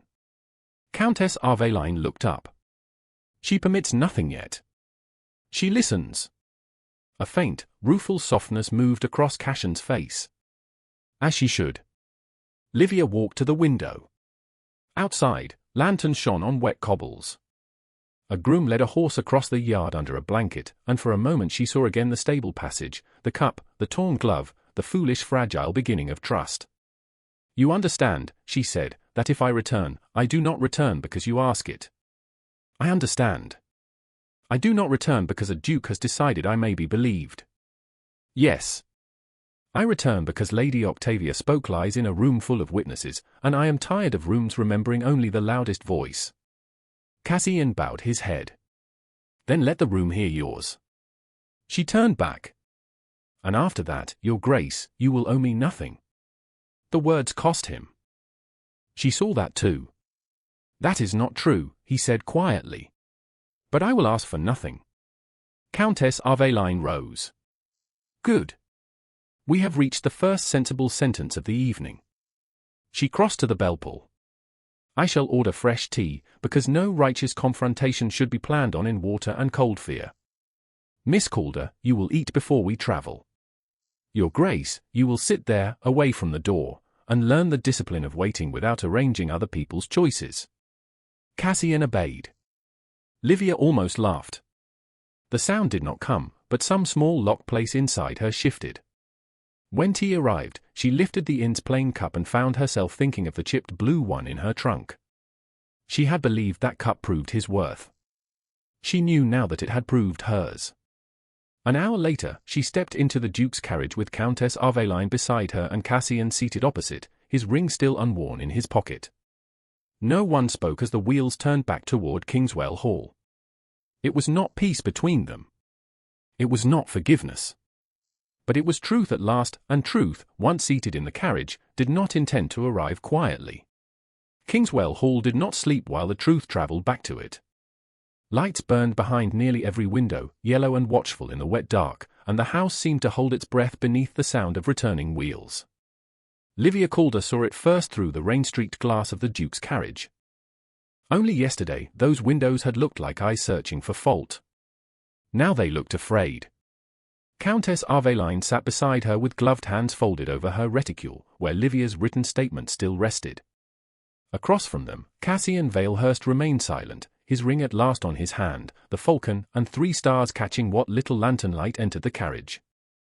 He had put it on before they reached the gates. Not with ceremony. With consequence. When the carriage stopped before the side entrance, not the grand steps, Livia understood the choice. He would not make her return a spectacle before she had chosen the room in which to stand. Elias Rook opened the door, rain shining on his hat brim. The guests have been gathered in the drawing-room, Your Grace. The title sounded different in the open air. It struck the stone walls and return changed. Livia saw 2 footmen freeze near the entry. One had once looked through Will Ward as if he were stable dust. Now the man's face drained of colour. Cassian stepped down first, then offered his hand to Countess Aveline. He did not offer it to Livia until he had looked at her, waiting. She accepted, not because she required help, but because she would not perform bitterness for servants any more than she would perform gratitude for dukes. His hand was steady. Hers was cold. You do not have to enter until you wish, he said quietly. I know. If at any moment you want to leave, say the word. I did leave, she answered. Now I have returned for what was left unfinished. He bowed his head. No argument. No command. That helped more than any apology spoken in the carriage. Inside, the side corridor smelled of wet wool, candle smoke, and the familiar polish that had always made Kingswell Hall seem cleaner than its conscience. Martha stood near the kitchen door with one hand pressed to her apron. Agnes Pike was beside her, face pale but firm. Pritchard waited farther down the passage, leaning on his cane. None spoke. Livia looked at them each in turn, and something passed among them that no rank could have arranged. Witnesses. Not grand ones. Necessary ones. Cassian removed his damp outer coat and gave it to Rook. Beneath it he wore black evening dress cut with the precision of London tailoring. Nothing remained of Will Ward except the memory of a man who had listened from shadows. Even that memory had changed. It had not vanished. It stood between them still. Rook opened the drawing-room doors. Conversation died at once. The room was full. Guests stood in clusters beneath the chandeliers, their faces turned toward the entrance with the avid dread of people who had spent the last hour feeding on rumour and now feared being fed truth. Lord Kelden stood near the fireplace, his complexion too ruddy, one hand gripping the mantel. Lady Morwen sat on a sofa with Lady Octavia beside her, both dressed as though scandal itself should admire their composure. Octavia looked first toward the door with irritation. Then she saw Cassian. Her lips parted. For one suspended second, she did not understand. No one did. They saw the Duke of Aldermere, tall, dark-coated, and unmistakable with the signet of his house on his hand. Then recognition moved backward through their memories. The undergroom in the stable yard. The man with the cut hand. The witness in the breakfast room. Will Ward. A footman near the wall made a small sound and stopped himself. Lady Morwen rose too quickly. Lord Kelden's hand fell from the mantel. Octavia stood more slowly, her face reassembling itself as if beauty were a mask she could tie tighter under pressure. Your Grace, Lord Kelden said. The bow he made was correct. His voice was not. We were informed you had not yet arrived. You were misinformed, Cassian said. He did not raise his voice. He did not need to. I arrived days ago. The room absorbed the words in a ripple of shock. Lady Morwen's eyes flicked toward Octavia, then toward the guests, calculating damage even before guilt. Octavia stepped forward with a breathless little laugh, graceful enough to pass for delight if one wished to be fooled. Then we are all astonished, Your Grace. I confess I did wonder whether there was something unusual in Mr. Ward's manner. One could almost suspect noble breeding, even under such plain circumstances. Cassian looked at her. Not coldly. Worse. Clearly. You suspected nothing noble, Lady Octavia. You saw a man you believed beneath you, and you treated him accordingly. Colour rose under her powder. I'm sure you don't mean to judge a lady by a moment's confusion. I judge no one by a moment. His gaze moved to Lady Morwen, then Lord Kelden. I judge by patterns. The word landed. Livia stood just outside the threshold with Countess Valehurst. She could see only part of the room, but she heard the air change. Cassian turned slightly, and for the first time since entering, looked back to her. He did not summon. He asked without words. Livia stepped into the drawing-room beside Countess Valehurst. Several guests lowered their eyes. Several did not. Lord Kelden's face darkened with anger held under glass. Lady Morwen gave the smallest shake of her head, as if Livia had committed one final breach by refusing disappearance. Octavia stared at her, and in that stare Livia saw fear at last. Not remorse. Fear would do for the moment. Countess Valehurst moved to Livia's side rather than ahead of her. Miss Calder returned by my request, she said. And by her own decision. No one suggested otherwise, Lady Morwen replied. Many things have been suggested in this house, Livia said. Her voice was quiet, but it carried. Few have been spoken plainly. Cassian's expression did not change, but Livia felt his attention settle beside her like a shield he had finally learned not to make into a cage. He turned to Rook, who entered carrying a silver tea tray taken from the hall sideboard. On it sat one object so plain that its presence among crystal lamps and gilded frames seemed almost indecent. The chipped blue teacup. Martha had washed it. Someone had placed it on a folded white cloth. Its broken rim faced outward for all to see. A faint murmur moved through the room. Octavia's eyes flashed. Lady Morwen looked offended that such a thing had crossed her carpet. Cassian took the tray from Rook and set it on the central table, between the porcelain service and a bowl of white roses Livia herself had arranged earlier that day. "This cup," he said, "was given to me in the stable passage when I was believed to be an undergroom. Miss Calder offered tea where others offered contempt. She addressed me by name when others called me boy. She treated a supposed servant with more dignity than this house offered its kin, its staff, or its guest." No one spoke. Livia looked at the cup and felt the strangest ache. She had been ashamed of its chip once, as she had been taught to be ashamed of anything that revealed poverty. Now the chip looked like testimony. It had survived use, dismissal, and the hands of people who would have preferred it hidden. So had she. Lord Kelden recovered first, as men accustomed to authority often did when truth threatened to outrank them. "Your Grace, if some servant's discourtesy occurred, I regret it. But surely this household cannot be condemned because Miss Calder chose to overstep with a man whose station she misunderstood." "She did not misunderstand my station," Cassian said. "She understood my humanity.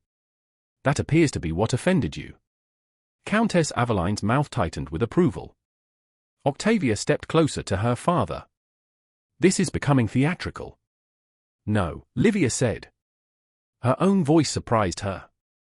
Theatrical was the breakfast room. "This is only late." A stir moved through the guests. Cassian looked at her again, and this time there was something in his eyes that had no disguise left to hide behind. Respect. Regret. Something warmer that he had no right yet to name. He looked back to the room. The cup is not evidence of a crime. It is evidence of character. The crime requires other objects. Lord Kelden went very still. Cassian extended his hand toward Rook. "Bring in the brass stable key." Lady Octavia's face changed before she could stop it. It was only a flicker. But the room saw. More importantly, Livia saw. The silver tray remained between them, the blue cup bright beneath candlelight, while somewhere in the hall a footstep approached with the small hard sound of metal carried toward judgment. Rook entered with the brass stable key on a square of dark velvet, and somehow that small object made the drawing-room quieter than any title had done. It had hung on a hook. It had opened a tack room. It had lain in Livia Calder's sewing basket like a verdict prepared in advance. Now it rested beneath the candles while every gaze in Kingswell Hall followed it, including Lady Octavia's. She recovered quickly, but not quickly enough. Livia saw the flicker of alarm in her cousin's eyes before her lashes lowered. Cassian saw it too. "This key," he said, "was said to have been found among Miss Calder's private things after she used it for a legitimate errand involving the grey mare." Lady Morwen drew herself taller. "It was found in her basket." "That is the fact." "It is one fact," Cassian replied. "Facts arranged without order can resemble lies." Lord Kelden's face darkened. "Your Grace, I must object to the tone of this inquiry." "You may object," Cassian said. "You may not direct it." The room did not breathe. The distinction between Earl and Duke had never been clearer.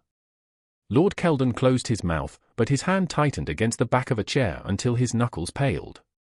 Rook set a second object beside the key, a slim silver bracelet with a small clasp shaped like a rose.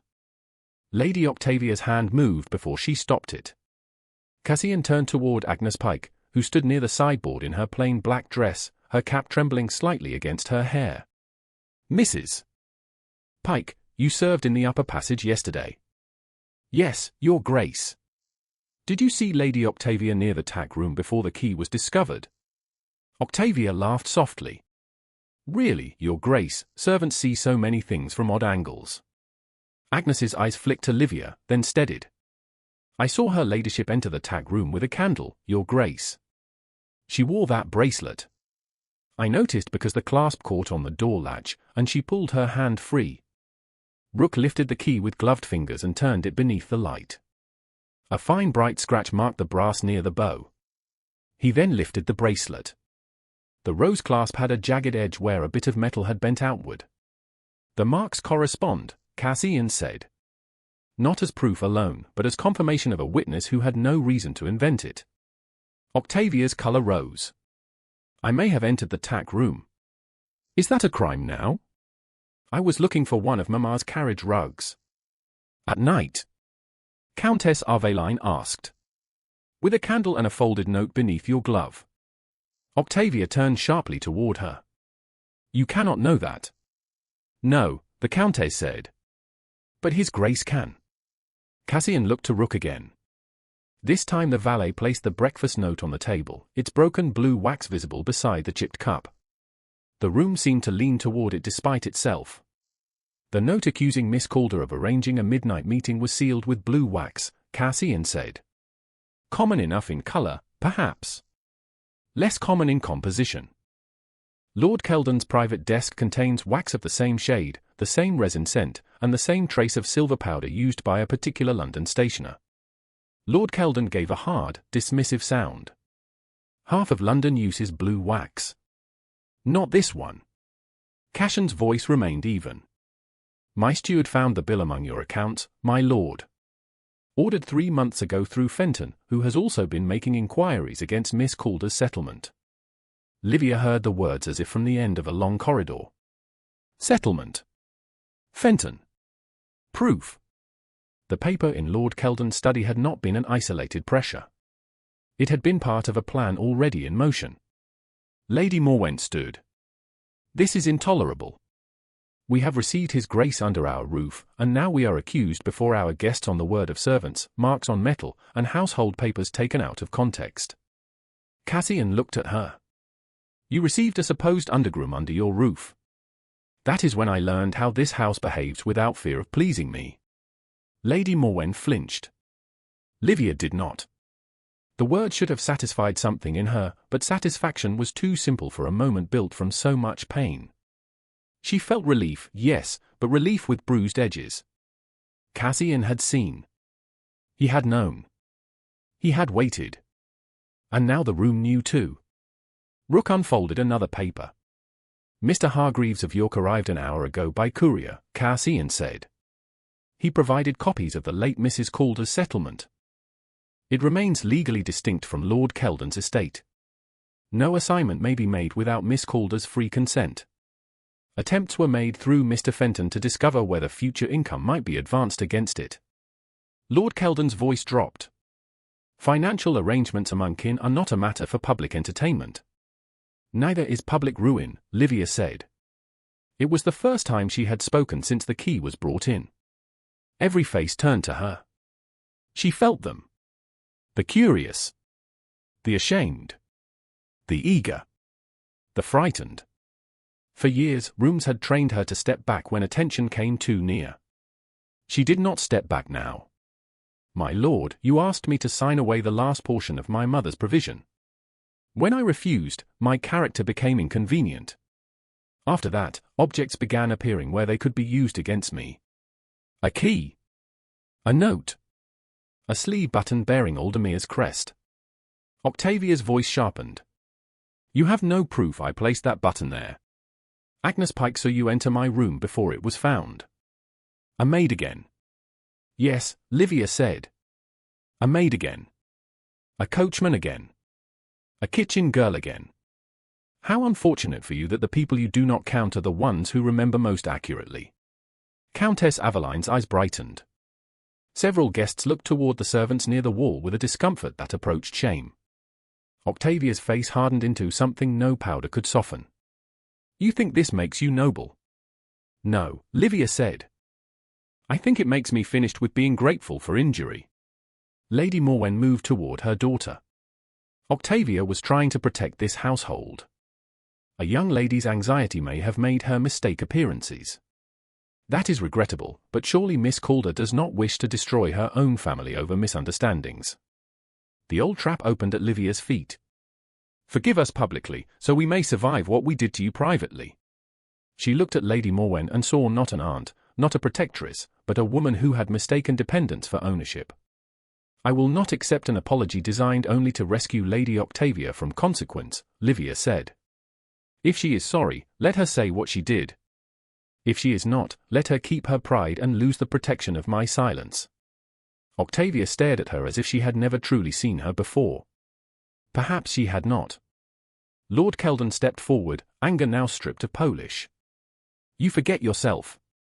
Cassian moved one pace. Not in front of Livia. Beside her. No, my lord. I believe Miss Calder has remembered herself at last. The simplicity of it struck deeper than gallantry. He did not seize the room from her. He held the room steady while she stood in it. Countess Aveline rose. The rustle of her gown sounded like judgment being dressed in silk. I will not remain in a house where a gentlewoman is slandered for refusing to surrender her property. Nor will I lend my name to Lady Octavia's introduction in London, should anyone ask my opinion. And they will. One by one, small social calculations began to shift. The baronet's wife looked away from Lady Morwen. The visiting gentleman who had watched Livia at dinner bowed his head to her, not deeply, but enough. Mrs. Pennick began to cry quietly into her handkerchief, whether from confusion or remorse no one could tell. Lady Morwen sat down as though her stays had suddenly become too tight. Cassian turned to Lord Kelden. All marital consideration between Aldermere and House of Kelden is withdrawn. All patronage, likewise. Mr. Hargreaves will act with my solicitor to restore Miss Calder's full control over her settlement. Mr. Fenton's conduct will be examined. Your creditors will be informed that Aldermere will not stand behind you, not in name, not in influence, and not in silence. Lord Kelden went grey. It was not ruin in a flash of melodrama. It was worse. It was consequence arriving with ledgers, letters, witnesses, and doors closing across England. Octavia's lips parted. Your Grace, you cannot mean to throw away an alliance over a poor relation's wounded feelings. Cassian looked at her for a long moment.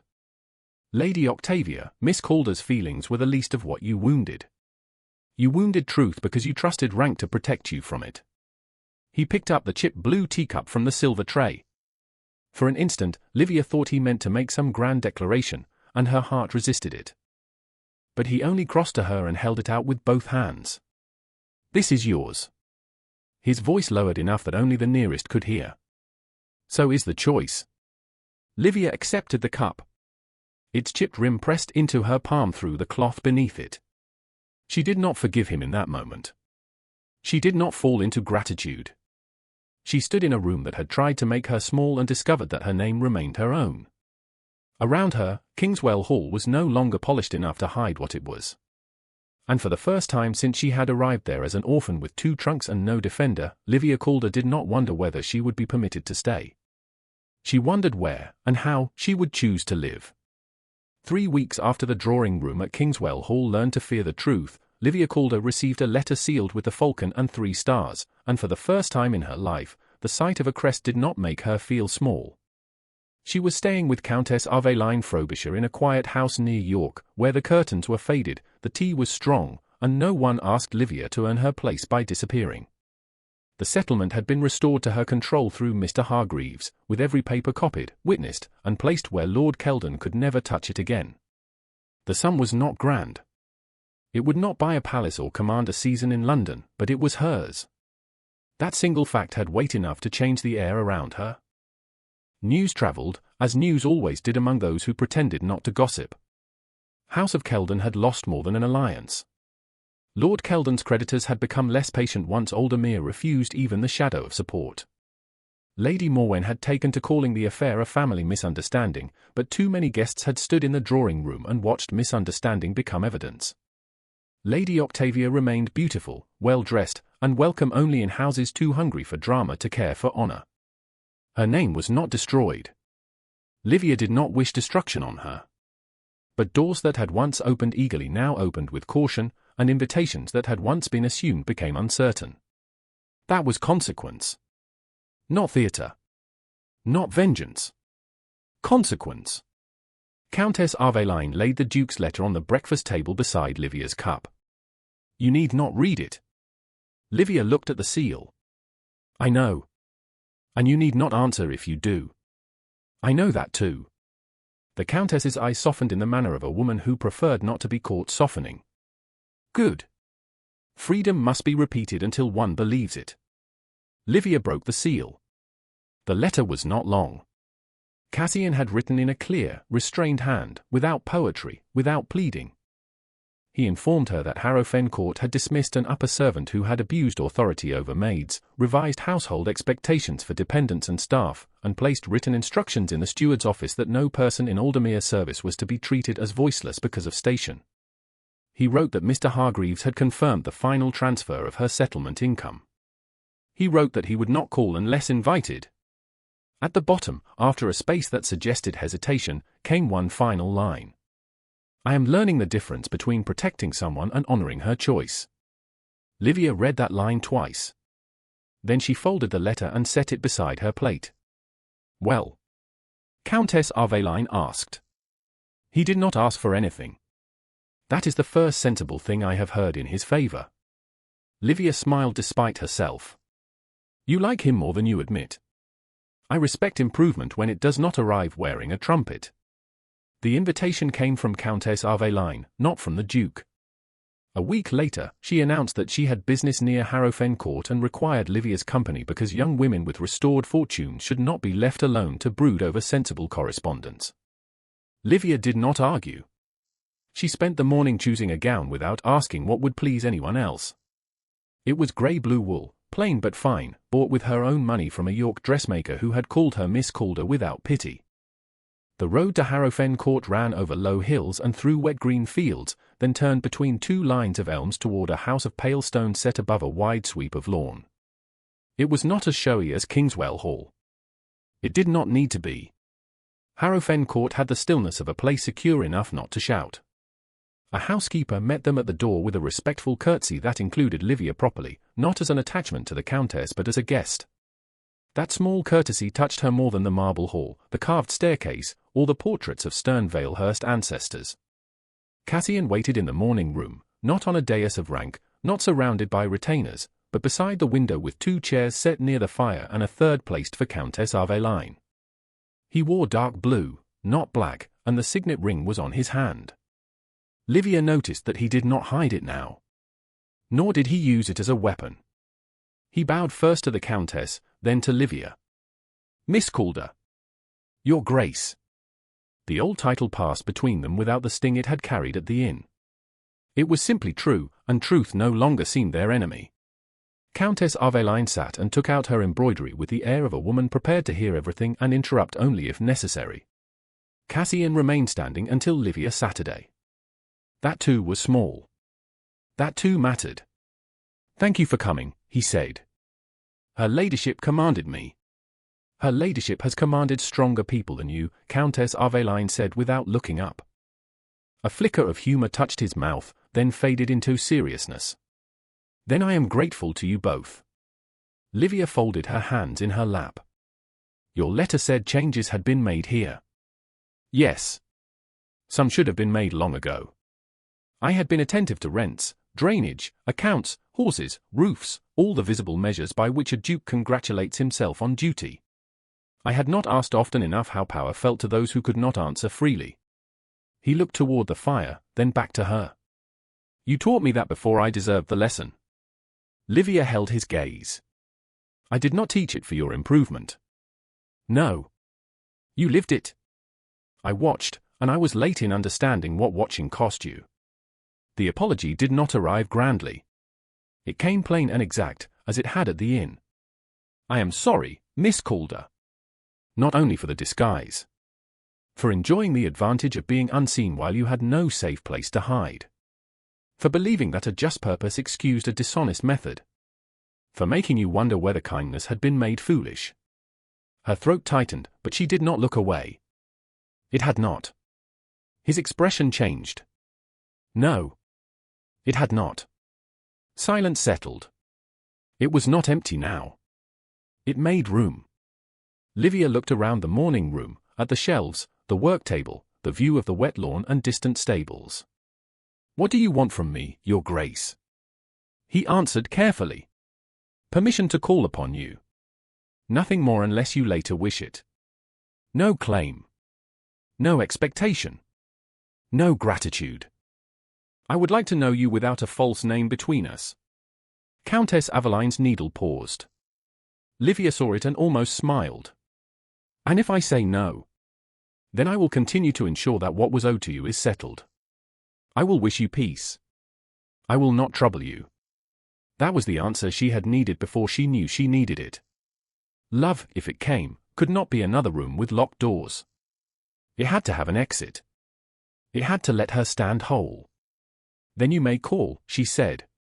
Cassian closed his eyes for one brief second. When he opened them, he looked younger than she had ever seen him. Not less powerful. Less guarded. Thank you. Countess Aveline resumed stitching. Do not look so relieved, Aldermere. Permission to call is not a proposal. I am aware, Lady Frobisher. See that you remain aware. He smiled then, fully enough that Livia saw the man who had nearly laughed over a repaired glove in the stable yard. Something in her answered, cautious but alive. Months later, after many calls, several walks conducted with merciless propriety under Countess Aveline's eye, and one quiet proposal made in the chapel at Harrowfen Court where Cassian asked rather than claimed, Livia stood in the morning room as the new Duchess of Aldermere and watched sunlight touch a silver tray near the window. Upon it sat the chipped blue teacup. Cassian had not repaired it. Livia had not hidden it. The chip remained, catching light along its broken edge like a small bright scar. A footman entered with fresh letters and bowed to her with unforced respect. Somewhere beyond the window, stable bells rang, and horses moved in the yard below. Cassian came to stand beside her, not too close, never careless with the space she had fought to own. Do you ever regret keeping it? He asked. Livia touched the cup with one finger. No. It reminds me that worth was never in the porcelain. He looked at her then, with the quiet reverence of a man who had once been offered tea as a servant and had received a kingdom of truth instead. And dignity was never in the title, he said. Livia smiled, not because every wound had vanished, but because it had not been allowed to have the final word. Outside, Harrowfen Court shone beneath a clear English morning. Inside, the blue cup rested on silver, imperfect and honored, and the woman who had carried it out of disgrace stood in her own home at last.